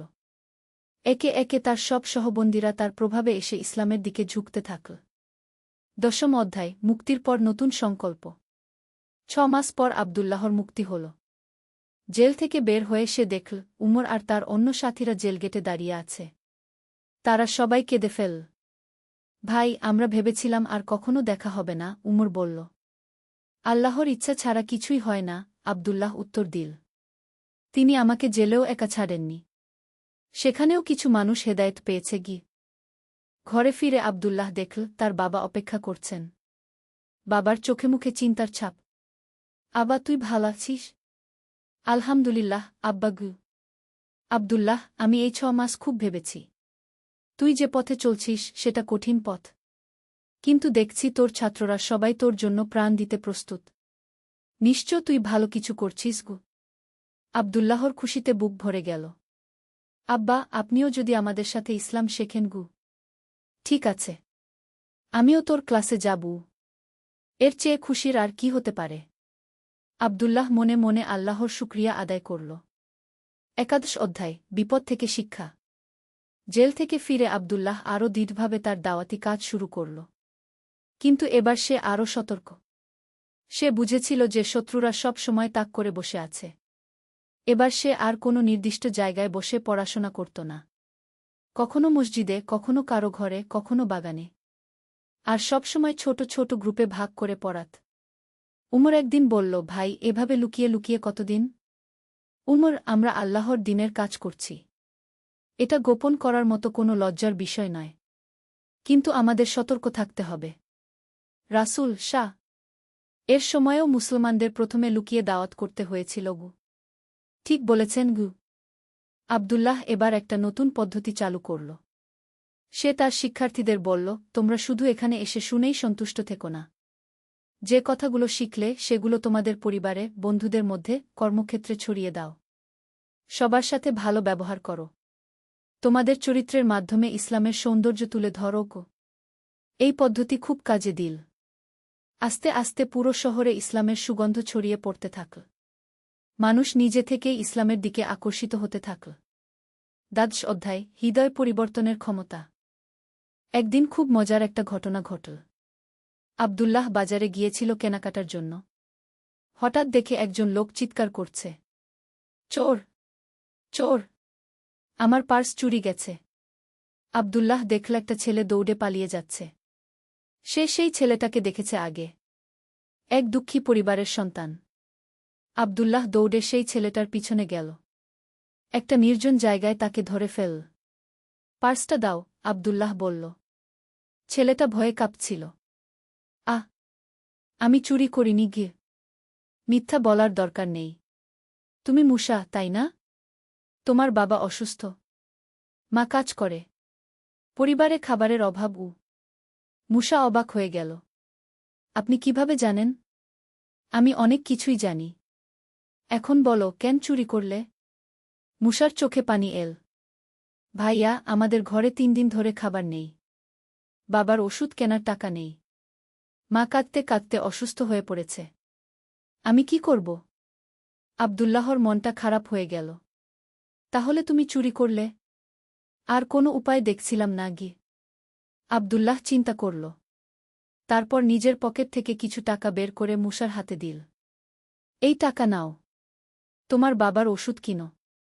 মায়ের জন্য খাবার কিনো। আর পার্সটা ফিরিয়ে দাও। মুসা কান্নায় ভেঙে পড়ল। ভাইয়া, আপনি কে? কেন আমাকে সাহায্য করছেন? আমি তোমার ভাই। আর ভাই ভাইয়ের বিপদে সাহায্য করবে না তো কে করবে? কিন্তু আমি তো চোর গো। তুমি চোর নও মুসা। তুমি একজন অসহায় ছেলে যে ভুল পথ বেছে নিয়েছিলে। এখনও সময় আছে সঠিক পথে ফিরে আসার। সেদিন থেকে মুসা আব্দুল্লাহর কাছে আসতে শুরু করল। আর কখনো চুরি করেনি। বরং একটা ছোট কাজ জোগাড় করে পরিবারের ভরণ পোষণ করতে থাকল। 13 অধ্যায়, বিপদের নতুন মাত্রা। আব্দুল্লাহর প্রভাব যতই বাড়তে থাকল, তার শত্রুদের হিংসাও তত বাড়তে থাকল। এবার তারা নতুন কৌশল অবলম্বন করল। তারা মক্কার গভর্নরের কাছে গিয়ে বলল, আব্দুল্লাহ নামে এক যুবক সরকারের বিরুদ্ধে মানুষকে উস্কানি দিচ্ছে। সে বলে বেড়ায় সরকারি আইনকানুন মানতে হবে না, শুধু আল্লাহর আইন মানলেই চলবে। গভর্নর চিন্তায় পড়লেন। এ তো গুরুতর অভিযোগ। সরকার বিরোধী কার্যকলাপ কোনোভাবেই সহ্য করা যায় না। তিনি আব্দুল্লাহকে ডেকে পাঠালেন। আব্দুল্লাহ গেল গভর্নরের কাছে। গভর্নর ছিলেন একজন ন্যায়পরায়ণ মানুষ। তিনি প্রথমেই আব্দুল্লাহর কথা শুনতে চাইলেন।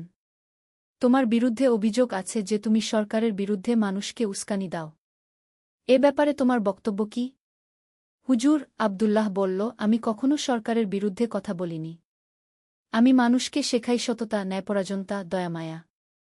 আমি বলি সবার সাথে ভালো ব্যবহার করতে, এমনকি সরকারের সাথেও। তাহলে এই অভিযোগ কেন? হুজুর, আমার কিছু শত্রু আছে। তারা আমার কাজ পছন্দ করে না, তাই মিথ্যা অভিযোগ দিয়েছে। গভর্নর বুদ্ধিমান মানুষ ছিলেন। তিনি আব্দুল্লাহর কথায় সত্যতার ছোঁয়া পেলেন। তুমি আসলে কি শেখাও? আমি মানুষকে শেখাই কিভাবে একজন ভালো মানুষ হওয়া যায়, কিভাবে আল্লাহকে খুশি করা যায়, আর রাসূল শাহ এর আদর্শ অনুসরণ করা যায়। এটা তো ভালো কাজ। এতে সরকার বিরোধিতা কোথায়? কোথাও নেই হুজুর। আমি বরং বলি, ন্যায়পরায়ণ সরকারকে সাহায্য করা প্রত্যেক মুসলমানের দায়িত্ব। গভর্নর সন্তুষ্ট হলেন। তিনি আব্দুল্লাহকে মুক্তি দিয়ে দিলেন। আর যারা মিথ্যা অভিযোগ দিয়েছিল তাদের সতর্ক করে দিলেন। 14 অধ্যায়, বিয়ে এবং নতুন জীবন। আব্দুল্লাহর বয়স এখন 30। তার বাবা তাকে বিয়ে দিতে চান। বেটা, এখন তোর বিয়ের সময় হয়েছে। আমি একটা ভালো পরিবারে তোর জন্য পাত্রী খুঁজেছি।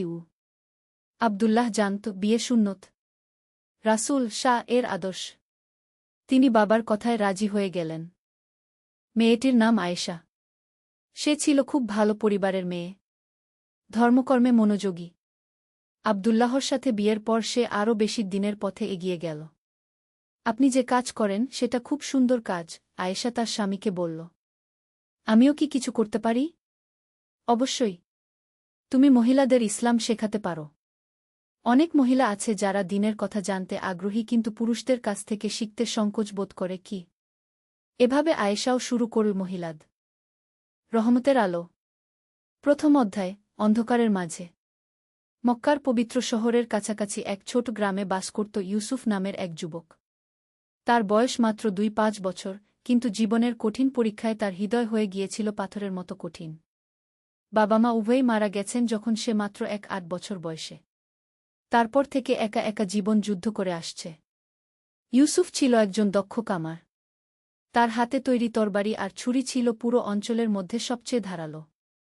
কিন্তু জীবনের কষ্ট আর দুঃখ তাকে করে তুলেছিল অসহিষ্ণু আর রাগী। সে মানুষের সাথে কথা বলত কর্কশ স্বরে। গরিবদের সাহায্য করার কথা ভাবতই না। তার মনে ছিল শুধু একটাই চিন্তা, কিভাবে আরও বেশি টাকা আয় করা যায়। প্রতিদিন ফজরের আজান দিলেও ইউসুফ নামাজ পড়ত না। সে ভাবত, আল্লাহ যদি আছেনই, তাহলে আমার বাবা মাকে এত তাড়াতাড়ি নিয়ে গেলেন কেন? আমাকে একা ফেলে রাখলেন কেন? একদিন সন্ধ্যার সময় ইউসুফ তার কামারখানায় কাজ করছিল। হঠাৎ দেখল এক বৃদ্ধ লোক তার দোকানের সামনে দাঁড়িয়ে আছেন। বৃদ্ধের চেহারা ছিল অত্যন্ত পবিত্র, দাড়িতে ছিল সাদা পালক। তার চোখে ছিল অফুরন্ত মমতা। আসসালামু আলাইকুম বেটা, বৃদ্ধ বললেন মধুর স্বরে। ইউসুফ তাকাল না। শুধু বলল, কি চান? একটা ছোট ছুরি লাগবে। দাম কত? 5 দিনার, ইউসুফ রুডভাবে জবাব দিল। বৃদ্ধ তার থলে থেকে কয়েকটা পয়সা বের করলেন। আমার কাছে শুধু 2 দিনার আছে বেটা। এইটুকু নেবেন? না, নিচে দাম করি না। যেতে পারেন। বৃদ্ধ কিছুক্ষণ চুপ করে দাঁড়িয়ে রইলেন। তারপর বললেন, ঠিক আছে বেটা। আল্লাহ তোমার মঙ্গল করুন গো। ইউসুফ মনে মনে রেগে গেল। মঙ্গল? হুম, আমার আর কোনো মঙ্গল হবে না গি। দ্বিতীয় অধ্যায়, অপ্রত্যাশিত দর্শন। পরের দিন জুমার নামাজের পর ইউসুফ বাজারে গিয়েছিল কিছু কাঁচামাল কিনতে। হঠাৎ দেখল বিদের মাঝে একজন লোক খুব উচ্চস্বরে কথা বলছেন। তার চারপাশে অনেক মানুষ জড়ো হয়েছে। ভাইয়েরা, আমরা যদি আল্লাহর উপর সত্যিকারের ঈমান রাখি, তাহলে আমাদের হৃদয় হতে হবে সকল মানুষের জন্য দয়ায় ভরা। রাসূল শাহ বলেছেন, তোমাদের মধ্যে কেউ সত্যিকারের মুমিন নয় যতক্ষণ না সে তার ভাইদের জন্য তাই পছন্দ করে যা সে নিজের জন্য পছন্দ করে। ইউসুফ কৌতূহল নিয়ে কাছে গেল। দেখল একজন যুবক, যার চেহারায় আছে আলোর ঝলক। তার কথায় ছিল এমন এক জাদু যা মানুষের হৃদয় স্পর্শ করে। যুবকের নাম আহমেদ। সে ছিল একজন দরিদ্র মানুষ, কিন্তু তার মুখে ছিল সবসময় হাসি। প্রতিদিন সে বিভিন্ন জায়গায় গিয়ে ইসলামের সুন্দর বাণী মানুষের কাছে পৌঁছাত। আল্লাহর রহমত অসীম, আহমেদ বলছিল। যে ব্যক্তি অন্যের উপকার করে, আল্লাহ তার উপকার করেন। যে ব্যক্তি ক্ষমা করে, আল্লাহ তাকে ক্ষমা করেন গু। ইউসুফ মনে মনে বিরক্ত হল। এসব কথা তার কাছে মনে হচ্ছিল অর্থহীন। সে ঘুরে দাঁড়াতে যাবে, এমন সময় আহমেদের চোখ পড়ল তার উপর। ভাই, আপনি যাচ্ছেন কেন? একটু শুনে যান। আমার সময় নেই, ইউসুফ রুডভাবে বলল। সময় নেই মানে? আল্লাহর জন্য কি একটু সময় নেই? আল্লাহ? ইউসুফ কটাক্ষ করে বলল। আল্লাহ কোথায়? আমি তো তাকে কখনো দেখলাম না। আহমেদ হাসল। আল্লাহকে দেখতে চান? তাহলে একটা গরিব শিশুর মুখে খুশির হাসি ফোটান। একটা অসহায় বৃদ্ধের সেবা করুন। একটা ক্ষুধার্ত মানুষকে খাবার দিন। তখন দেখবেন আল্লাহ কত কাছে গি। ইউসুফ কিছু বলল না। কিন্তু আহমেদের কথাগুলো তার মনের মধ্যে গেঁথে গেল। তৃতীয় অধ্যায়, প্রথম আলোর ঝলক। সেই রাতে ইউসুফ ঘুমাতে পারল না। আহমেদের কথাগুলো বারবার তার মনে ভেসে উঠছিল। সে জানালার কাছে দাঁড়িয়ে তারাভরা আকাশের দিকে তাকিয়ে রইল। আল্লাহ, তুমি যদি সত্যিই থাকো, সে মনে মনে বলল, তাহলে আমাকে পথ দেখাও। আমি হারিয়ে গেছি। পরের দিন সকালে ফজরের আজান শুনে ইউসুফের ঘুম ভেঙে গেল। সে অনেকদিন পর আজানের সুন্দর কণ্ঠস্বর মনোযোগ দিয়ে শুনল। আল্লাহু আকবার, আল্লাহু আকবার। আশহাদু আল্লা ইলাহা ইল্লাল্লাহ গু। হঠাৎ তার মনে পড়ল ছোটবেলার কথা। বাবা কিভাবে তার হাত ধরে মসজিদে নিয়ে যেতেন। মা কিভাবে তাকে কুরআন তেলাওয়াত শেখাতেন। দুপুরের সময় ইউসুফ কাজ করছিল, এমন সময় দেখল সেই একই বৃদ্ধ আবার এসেছেন যিনি গতকাল ছুরি কিনতে এসেছিলেন। আসসালামু আলাইকুম বেটা, বৃদ্ধ আবারও মধুর স্বরে বললেন। এবার ইউসুফ একটু লজ্জা পেল। ওয়ালাইকুম আসসালাম গে। গতকাল যে ছুরিটার কথা বলেছিলাম সেটা এখনো আছে? ইউসুফ মনে মনে দ্বিধায় পড়ল। বৃদ্ধের কাছে তো 5 দিনার নেই। কিন্তু আজ কেন জানি তার মন অন্যরকম লাগছে। আজ্ঞে হ্যাঁ, আছে কি বলে ইউসুফ একটা সুন্দর ছুরি বের করল। আমার কাছে আজও 2 দিনার আছে, বৃদ্ধ বিনীতভাবে বললেন। ইউসুফ কিছুক্ষণ চুপ করে রইল। তারপর বলল, ঠিক আছে, 2 দিনারেই নিয়ে যান গু। বৃদ্ধের চেহারায় আনন্দের ঝলক ফুটে উঠল। আল্লাহ তোমার ভালো করুক বেটা। আমি তোমার জন্য দোয়া করব। ইউসুফ প্রথমবারের মতো অনুভব করল মনের মধ্যে একটা অন্যরকম প্রশান্তি। চতুর্থ অধ্যায়, পরিবর্তনের শুরু। সেই ঘটনার পর থেকে ইউসুফের মনের মধ্যে ধীরে ধীরে পরিবর্তন আসতে লাগল। সে প্রতিদিন আহমেদের ওয়াজ শুনতে যেতে লাগল। একদিন আহমেদ বলছিল, রাসূল শাহ এর একটি হাদিসের কথা। যে ব্যক্তি কোনো মুসলিমের কোনো কষ্ট দূর করে দেয়, আল্লাহ তার কিয়ামতের দিনের কষ্ট দূর করে দেবেন। যে ব্যক্তি কোনো সংকটাপন্ন ব্যক্তির সংকট মোচন করে, আল্লাহ তার দুনিয়া ও আখেরাতের সংকট মোচন করবেন। ইউসুফ এই কথাগুলো শুনে গভীরভাবে চিন্তা করল। সে বুঝতে পারল যে তার জীবনে সত্যিকারের শান্তি পেতে হলে অন্যদের সাহায্য করতে হবে। পরের দিন একটা ছোট ছেলে এসে ইউসুফের দোকানে ভিক্ষা চাইল। ছেলেটার পরনে ছিল ছেঁড়া কাপড়, পায়ে কোনো জুতো নেই। চাচা, আমার মা অসুস্থ। ওষুধ কেনার পয়সা নেই। একটু সাহায্য করবেন? ইউসুফের মন কেমন করে উঠল। সে তার পকেট থেকে কয়েকটা দিনার বের করে ছেলেটার হাতে দিল। এই নাও, তোমার মায়ের সেবা করোগ। ছেলেটা খুশিতে লাফিয়ে উঠল। আল্লাহ আপনার মঙ্গল করুক, চাচা। সেই রাতে ইউসুফ অনেক দিন পর মনের শান্তিতে ঘুমাল। পঞ্চম অধ্যায়, ঈমানের পরীক্ষা। কয়েক সপ্তাহ পর ইউসুফের জীবনে এক বড় পরীক্ষা এল। তার কামারখানায় আগুন লেগে গেল। সব সরঞ্জাম পুড়ে ছাই হয়ে গেল।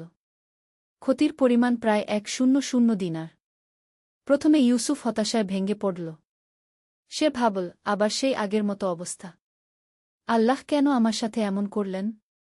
কিন্তু তারপরই তার মনে পড়ল আহমেদের একটি কথা, আল্লাহ যাকে ভালোবাসেন তাকে পরীক্ষা করেন। পরীক্ষার মাধ্যমেই বান্দা আল্লাহর আরও কাছে চলে যায়। ইউসুফ সিদ্ধান্ত নিল যে সে হাল ছাড়বে না।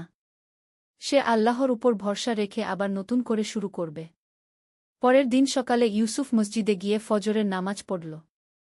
অনেকদিন পর নামাজ শেষে সে মহান আল্লাহর কাছে দোয়া করল। হে আল্লাহ, আমি আপনার কাছে ক্ষমা চাই। আমি অনেক অন্যায় করেছি। এখন আপনার পথে ফিরে আসতে চাই। আমাকে সাহায্য করুন। ষষ্ঠ অধ্যায়, অলৌকিক সাহায্য। নামাজ শেষে ইউসুফ যখন মসজিদ থেকে বের হচ্ছিল, তখন দেখল অনেক মানুষ তার চারপাশে জড়ো হয়েছে। তাদের মধ্যে ছিল আহমেদ, সেই বৃদ্ধ যার কাছে সে কম দামে ছুরি বেচেছিল, এবং আরও অনেকে। আহমেদ এগিয়ে এসে বলল, ভাই ইউসুফ, আমরা শুনেছি তোমার দোকানে আগুন লেগেছে। আমরা সবাই মিলে তোমাকে সাহায্য করতে চাই। একের পর এক মানুষ এগিয়ে এসে ইউসুফের হাতে টাকা দিতে লাগল। কেউ 5 দিনার, কেউ 10 দিনার। সেই গরিব ছেলেটাও এসেছিল যাকে সে সাহায্য করেছিল। সে তার হাতে একটা দিনার রাখল। চাচা, এইটা আপনার। আপনি আমাদের সাহায্য করেছিলেন, এখন আমরা আপনার সাহায্য করব। ইউসুফের চোখে পানি এসে গেল। সে বুঝতে পারল যে আল্লাহর রহমত সত্যিই অসীম। যারা অন্যের উপকার করে, আল্লাহ তাদের উপকার করেন। সবাই মিলে যে টাকা দিল তা দিয়ে ইউসুফ আবার নতুন করে তার কামারখানা গড়ে তুলল। এবার সে ঠিক করল যে তার দোকানে একটা সাইনবোর্ড লাগাবে, গরিবদের জন্য বিশেষ ছাড়। সপ্তম অধ্যায়, সত্যিকারের সুখ। মাস 6 পর ইউসুফের জীবন সম্পূর্ণ বদলে গিয়েছিল। সে এখন 5 ওয়াক্ত নামাজ পড়ে। প্রতি জুমবারে মসজিদে যায়। গরিবদের সাহায্য করে। তার দোকানে এখন সবসময় ভিড় লেগে থাকে, কারণ মানুষ জানে যে এখানে ন্যায্য দাম পাবে এবং ভালো ব্যবহার পাবে। একদিন সন্ধ্যায় ইউসুফ তার দোকান বন্ধ করে বাড়ি ফিরছিল। পথে দেখল একটা অন্ধ বৃদ্ধ রাস্তার পাশে বসে আছেন। তার সামনে একটা ছোট বাটি রাখা। ইউসুফ কাছে গিয়ে জিজ্ঞেস করল, চাচা, আপনার কি সাহায্য লাগবে? বৃদ্ধ মাথা তুলে বললেন, বেটা, আমার কোনো সন্তান নেই। কেউ দেখাশোনা করার নেই। একটু খাবারের ব্যবস্থা করতে পারলে ভালো হতো। ইউসুফ বৃদ্ধকে তার বাড়িতে নিয়ে গেল। খাবার খাওয়াল। তারপর বলল, চাচা, আপনি আমার সাথেই থাকুন। আমি আপনার সেবা করব। বৃদ্ধের চোখে আনন্দাশ্রু এসে গেল। আল্লাহ তোমার মঙ্গল করুক, বেটা গি। সেই রাতে ইউসুফ অনুভব করল যে সত্যিকারের সুখ কি। টাকা পয়সা নয়, অন্যের সেবা করার মধ্যেই লুকিয়ে আছে জীবনের প্রকৃত আনন্দ। অষ্টম অধ্যায়, আধ্যাত্মিক উন্নতি। সময় গড়িয়ে চল। ইউসুফ এখন শুধু একজন কামার নয়, তার পরিচয় হয়েছে একজন সৎ ও দয়ালু মানুষ হিসেবে। তার দোকানে এখন আসে বিভিন্ন শ্রেণীর মানুষ। সবার সাথেই সে মিষ্টি কথা বলে। প্রতি রমজান মাসে সে গরিবদের মধ্যে ইফতার বিতরণ করে। প্রতি ঈদে নতুন কাপড় কিনে দেয় এতিম ছেলে মেয়েদের। জাকাত দেয় নিয়মিত। একদিন আহমেদ এসে বলল, ইউসুফ ভাই, আপনার পরিবর্তন দেখে আমি অভিভূত। আল্লাহ আপনার মধ্যে যে নূর দিয়েছেন তা এখন অন্যদের মধ্যেও ছড়িয়ে দিন। ইউসুফ বুঝল আহমেদ কি বলতে চাইছে। সে ঠিক করল যে সেও মানুষদের মধ্যে ইসলামের সুন্দর বাণী পৌঁছাবে। প্রতি শুক্রবার জুমার নামাজের পর ইউসুফ মসজিদের সামনে বসে মানুষদের সাথে ইসলাম নিয়ে কথা বলতে লাগল। তার নিজের জীবনের অভিজ্ঞতা শুনিয়ে সে বুঝাতে লাগল যে আল্লাহর রহমত কত বড়। ভাইয়েরা, আমি একসময় আল্লাহকে মানতাম না। মনে করতাম তিনি আমার সাথে অন্যায় করেছেন। কিন্তু এখন বুঝি যে আল্লাহর প্রতিটি কাজের পিছনে কল্যাণ লুকিয়ে আছে। আমার বাবা মায়ের মৃত্যুও ছিল আমার জন্য একটা পরীক্ষা। সেই পরীক্ষায় উত্তীর্ণ হয়ে আমি আল্লাহর কাছাকাছি পৌঁছেছি। নবম অধ্যায়, বিপদে ধৈর্য। ইউসুফের জীবন যখন সুন্দরভাবে চলছিল তখন আবার একটা বড় পরীক্ষা এল। যে অন্ধ বৃদ্ধকে সে সেবা করত তিনি হঠাৎ অসুস্থ হয়ে পড়লেন। ডাক্তার বলল অনেক টাকা লাগবে চিকিৎসার জন্য। ইউসুফ তার সব সঞ্চয় খরচ করে বৃদ্ধের চিকিৎসা করাল। কিন্তু কিছুদিন পর বৃদ্ধ মারা গেলেন। তার মৃত্যুর আগে তিনি ইউসুফকে বলে গিয়েছিলেন, বেটা, তুমি আমার প্রকৃত সন্তানের মতো। আল্লাহ তোমার সব মনোবাসনা পূরণ করুন। বৃদ্ধের মৃত্যুতে ইউসুফ খুবই দুঃখিত হল। কিন্তু এবার সে ভেঙে পড়ল না। সে জানত যে মৃত্যু আল্লাহর পক্ষ থেকে আসে এবং সবাইকে একদিন তার কাছে ফিরে যেতে হবে। বৃদ্ধের জানাজায় অংশগ্রহণ করল এলাকার অনেক মানুষ। সবাই বলাবলি করছিল যে ইউসুফের মতো একজন সেবক পেয়ে বৃদ্ধ কত ভাগ্যবান ছিলেন। দশম অধ্যায়, পুরস্কার। বৃদ্ধের মৃত্যুর কয়েকদিন পর একদিন ইউসুফের কাছে এক আইনজীবী এলেন। তিনি জানালেন যে মৃত বৃদ্ধের আসল নাম ছিল আব্দুর রহমান এবং তিনি ছিলেন একজন বিত্তবান ব্যবসায়ী। তার কোনো ওয়ারিশ না থাকায় সমস্ত সম্পত্তি তিনি ইউসুফের নামে লিখে দিয়ে গেছেন। ইউসুফ অবাক হয়ে গেল। তিনি জানতেন না যে যাকে তিনি একজন গরিব অসহায় মানুষ মনে করেছিলেন তিনি আসলে এত বিত্তবান ছিলেন। আইনজীবী বললেন, আব্দুর রহমান সাহেব তার উইলে লিখে গেছেন যে ইউসুফই তার একমাত্র উত্তরাধিকারী। তিনি আরও লিখেছেন যে ইউসুফের মতো দয়ালু আর সৎ মানুষ তিনি জীবনে দেখেননি। ইউসুফের চোখে পানি এসে গেল। তিনি বুঝতে পারলেন যে আল্লাহ তায়ালা তাকে কত বড় পুরস্কার দিয়েছেন তার সেবার জন্য। একাদশ অধ্যায়, সম্পদের সদ্ব্যবহার। এই অপ্রত্যাশিত সম্পত্তি পেয়ে ইউসুফ প্রথমে কিছুটা দ্বিধায় পড়ে গেলেন। তিনি ভাবলেন, এত টাকা দিয়ে আমি কি করব? আমার তো সাদাসিধা জীবনযাত্রাতেই খুশি। সেই রাতে তিনি তাহাজ্জুদের নামাজে দাঁড়িয়ে আল্লাহর কাছে পথ চাইলেন। হে আল্লাহ, আপনি আমাকে এই সম্পদ দিয়েছেন। আমি কিভাবে এর সদ্ব্যবহার করব? পরের দিন সকালে আহমেদের কাছে গিয়ে সব কথা খুলে বললেন।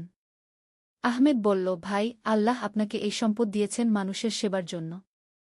এই টাকা দিয়ে আপনি আরও বেশি মানুষের উপকার করতে পারবেন।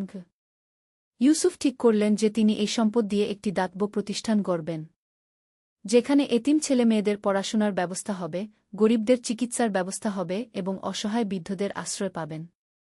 তিনি তার সম্পত্তির একটি বড় অংশ দিয়ে খুরহমত ফাউন্ডেশন নামে একটি সংস্থা গড়লেন। এর মূল উদ্দেশ্য ছিল দরিদ্র ও অসহায়দের সেবা করা। দ্বাদশ অধ্যায়, প্রভাব বিস্তার। ইউসুফের খুরহমত ফাউন্ডেশন খুব শীঘ্রই সারা অঞ্চলে পরিচিত হয়ে উঠল। সেখানে একটি স্কুল গড়া হল এতিম শিশুদের জন্য। একটি হাসপাতাল গড়া হল গরিব রোগীদের বিনামূল্যে চিকিৎসার জন্য। একটি আশ্রম গড়া হল অসহায় বৃদ্ধদের জন্য। ইউসুফ নিজে প্রতিদিন এই প্রতিষ্ঠানগুলো দেখাশোনা করতেন। তিনি এতিম বাচ্চাদের সাথে খেলতেন, অসুস্থ রোগীদের খোঁজখবর নিতেন, বৃদ্ধদের সাথে গল্প করতেন। একদিন একটি ছোট মেয়ে এসে ইউসুফের হাত ধরে বলল, চাচা, আমি আপনাকে অনেক ভালোবাসি। আপনার মতো হতে চাই। ইউসুফের মন ভরে গেল। তিনি বুঝলেন যে সত্যিকারের সফলতা এটাই, মানুষের হৃদয়ে জায়গা করে নেওয়া। বছরের পর বছর কেটে গেল। ইউসুফের প্রতিষ্ঠান আরও বড় হল। তিনি বিয়ে করলেন একজন ধর্মপ্রাণ মহিলাকে যিনিও সমাজসেবায় আগ্রহী ছিলেন। তাদের ঘরে এল 3টি সন্তান। ইউসুফ তার সন্তানদের ছোটবেলা থেকেই শিখাতেন যে সম্পদ শুধু নিজের জন্য নয়, অন্যদের সেবার জন্য। ত্রয়োদশ অধ্যায়, জীবনের সন্ধ্যায়। বৃদ্ধ বয়সে পৌঁছে ইউসুফ একদিন তার জীবনের দিকে ফিরে তাকালেন। তিনি দেখলেন কিভাবে একজন রাগী, স্বার্থপর মানুষ থেকে তিনি হয়ে উঠেছেন একজন দয়ালু, পরোপকারী মানুষ। তার প্রতিষ্ঠান এখন হাজার হাজার মানুষের সেবা করছে। শত শত এতিম শিশু পড়াশোনা করে সমাজের কল্যাণকর সদস্য হয়ে উঠেছে। অসংখ্য রোগী সুস্থ হয়েছে। অগণিত অসহায় মানুষ আশ্রয় পেয়েছে। একদিন তিনি মসজিদে বসে কুরআন তেলাওয়াত করছিলেন। এমন সময় তার নজরে পড়ল একটি আয়াত। এবং যারা আল্লাহর পথে তাদের সম্পদ ব্যয় করে, তারা যেন এক শস্যের মতো যা 7টি শীষ দেয়, প্রত্যেক শীষে 1 দানা। আর আল্লাহ যাকে ইচ্ছা বহুগুণ বাড়িয়ে দেন। সূরা বাকারাহ 261। ইউসুফ মনে মনে হাসলেন। তিনি বুঝতে পারলেন যে আল্লাহর এই প্রতিশ্রুতি তার জীবনে কিভাবে বাস্তব হয়েছে। চতুর্দশ অধ্যায়, শেষ পরীক্ষা। 7-5 বছর বয়সে ইউসুফ একটি কঠিন রোগে আক্রান্ত হলেন। ডাক্তাররা জানালেন যে তার আর বেশি দিন নেই। এই সংবাদ শুনে পুরো এলাকার মানুষ কান্নায় ভেঙে পড়ল। ইউসুফ কিন্তু মোটেও ভয় পেলেন না। তিনি জানতেন যে মৃত্যু মানে শুধু এক জগৎ থেকে আরেক জগতে পাড়ি দেওয়া। তার শেষ দিনগুলোতে অসংখ্য মানুষ তাকে দেখতে এল। কেউ এসেছিল তার দোয়া নিতে, কেউ এসেছিল কৃতজ্ঞতা জানাতে। সেই ছোট মেয়েটিও এল যে একদিন বলেছিল ইউসুফের মতো হতে চায়। এখন সে একজন বড় ডাক্তার, গরিবদের সেবা করে। চাচা, সে কাঁদতে কাঁদতে বলল, আপনি আমাদের ছেড়ে যাবেন না। আপনার দেখানো পথেই তো আমরা চলি গে। ইউসুফ হাসলেন। বেটা, মানুষ মরে গেলেও তার কাজ বেঁচে থাকে। তুমি যদি সারা জীবন মানুষের সেবা করো, তাহলে আমি তোমার মধ্যে দিয়েই বেঁচে থাকব। ৫০ অধ্যায়, বিদায়ের মুহূর্ত। ইউসুফের জীবনের শেষ রাতে তিনি তার স্ত্রী ও সন্তানদের কাছে ডাকলেন। আমার প্রিয়জনেরা, আল্লাহর ইচ্ছায় আমার বিদায়ের সময় এসে গেছে। আমি চাই না তোমরা আমার জন্য বেশি কাঁদো। বরং খুশি হও যে আমি আমার জীবনটা অর্থপূর্ণভাবে কাটিয়েছি। আব্বু, তার বড় ছেলে কাঁদতে কাঁদতে বলল, আপনি আমাদের কি উপদেশ দিয়ে যাবেন? ইউসুফ মৃদু স্বরে বললেন, বেটারা, মনে রেখো, জীবনের সবচেয়ে বড় সফলতা হল মানুষের মঙ্গল করা। টাকা পয়সা, খ্যাতিয়শ সব একদিন শেষ হয়ে যাবে। কিন্তু তুমি যদি কারো মুখে হাসি ফোটাও, কারো কষ্ট দূর করো, তাহলে সেই নেকি আখেরাতে তোমার কাজে আসবে। আর আরেকটি কথা, কখনো আল্লাহর উপর থেকে ভরসা হারিজো না। যত বড় বিপদেই পড়ো, মনে রেখো আল্লাহ তোমার সাথে আছেন। তিনি তোমার চেয়ে তোমার ভালোটা ভালো জানেন। সেই রাতেই ফজরের আজানের সাথে সাথে ইউসুফ তার প্রভুর কাছে ফিরে গেলেন। তার মুখে ছিল প্রশান্তির হাসি। উপসংহার, অমর হয়ে থাকা। ইউসুফের জানাজায় অংশ নিয়েছিল হাজার হাজার মানুষ। রাজা, প্রজা, ধনী গরিব সবাই এসেছিল তাকে শেষ বিদায় জানাতে। তার মৃত্যুর পরও রহমত ফাউন্ডেশন তার আদর্শ অনুযায়ী চলতে থাকল। তার সন্তানরা তার পথেই হাঁটল। আজ ২০ বছর পর যখন মানুষ ইউসুফের কথা বলে, তখন বলে এভাবে, ইউসুফ সাহেব ছিলেন আল্লাহর এক বিশেষ বান্দা। তিনি প্রমাণ করে গেছেন যে সত্যিকারের মুসলিম কেমন হয়। তার জীবন থেকে আমরা শিখি। ১. তবার দরজা সবসময় খোলা। ইউসুফ প্রমাণ করেছেন যে যত বড় পাপীই হোক, আল্লাহর কাছে ফিরে আসার সুযোগ সবার আছে। ২. অন্যের সেবায় নিজের কল্যাণ। যত বেশি অন্যের উপকার করবেন, আল্লাহ তত বেশি আপনার উপকার করবেন। ৩. বিপদে ধৈর্য। জীবনে বিপদাপদ আসবেই। কিন্তু ধৈর্য ও আল্লাহর উপর ভরসা রাখলে সব কঠিনতা কাটিয়ে ওঠা সম্ভব। ৪. সম্পদের সদ্ব্যবহার। আল্লাহ যে সম্পদ দেন, তা শুধু নিজের ভোগের জন্য নয়, অন্যদের সেবার জন্যও। ৫. নেক আমলের দীর্ঘস্থায়ী প্রভাব। মানুষ মরে গেলেও তার ভালো কাজের প্রভাব বহু প্রজন্ম ধরে চলতে থাকে। ইউসুফের গল্প আমাদের শেখায় যে আল্লাহর রহমত সত্যিই অসীম। যারা তার পথে ফিরে আসে, তাদের তিনি কখনো নিরাশ করেন না। তাদের দুনিয়া ও আখেরাত উভয় জগতেই সফল করেন। আল্লাহ তায়ালা আমাদের সবাইকে ইউসুফের মতো পরিবর্তিত হওয়ার এবং মানুষের সেবা করার তৌফিক দান করুন। আমিন। রব্বানা আতিনা ফিদ দুনিয়া হাসানাতা ওয়া ফিল আখিরাতি হাসানাতা ওয়া কিনা আজাবান নার। হে আমাদের প্রতিপালক, আমাদেরকে দুনিয়াতে কল্যাণ দান করুন এবং আখেরাতেও কল্যাণ দান করুন এবং আমাদেরকে জাহান্নামের আগুন থেকে রক্ষা করুন।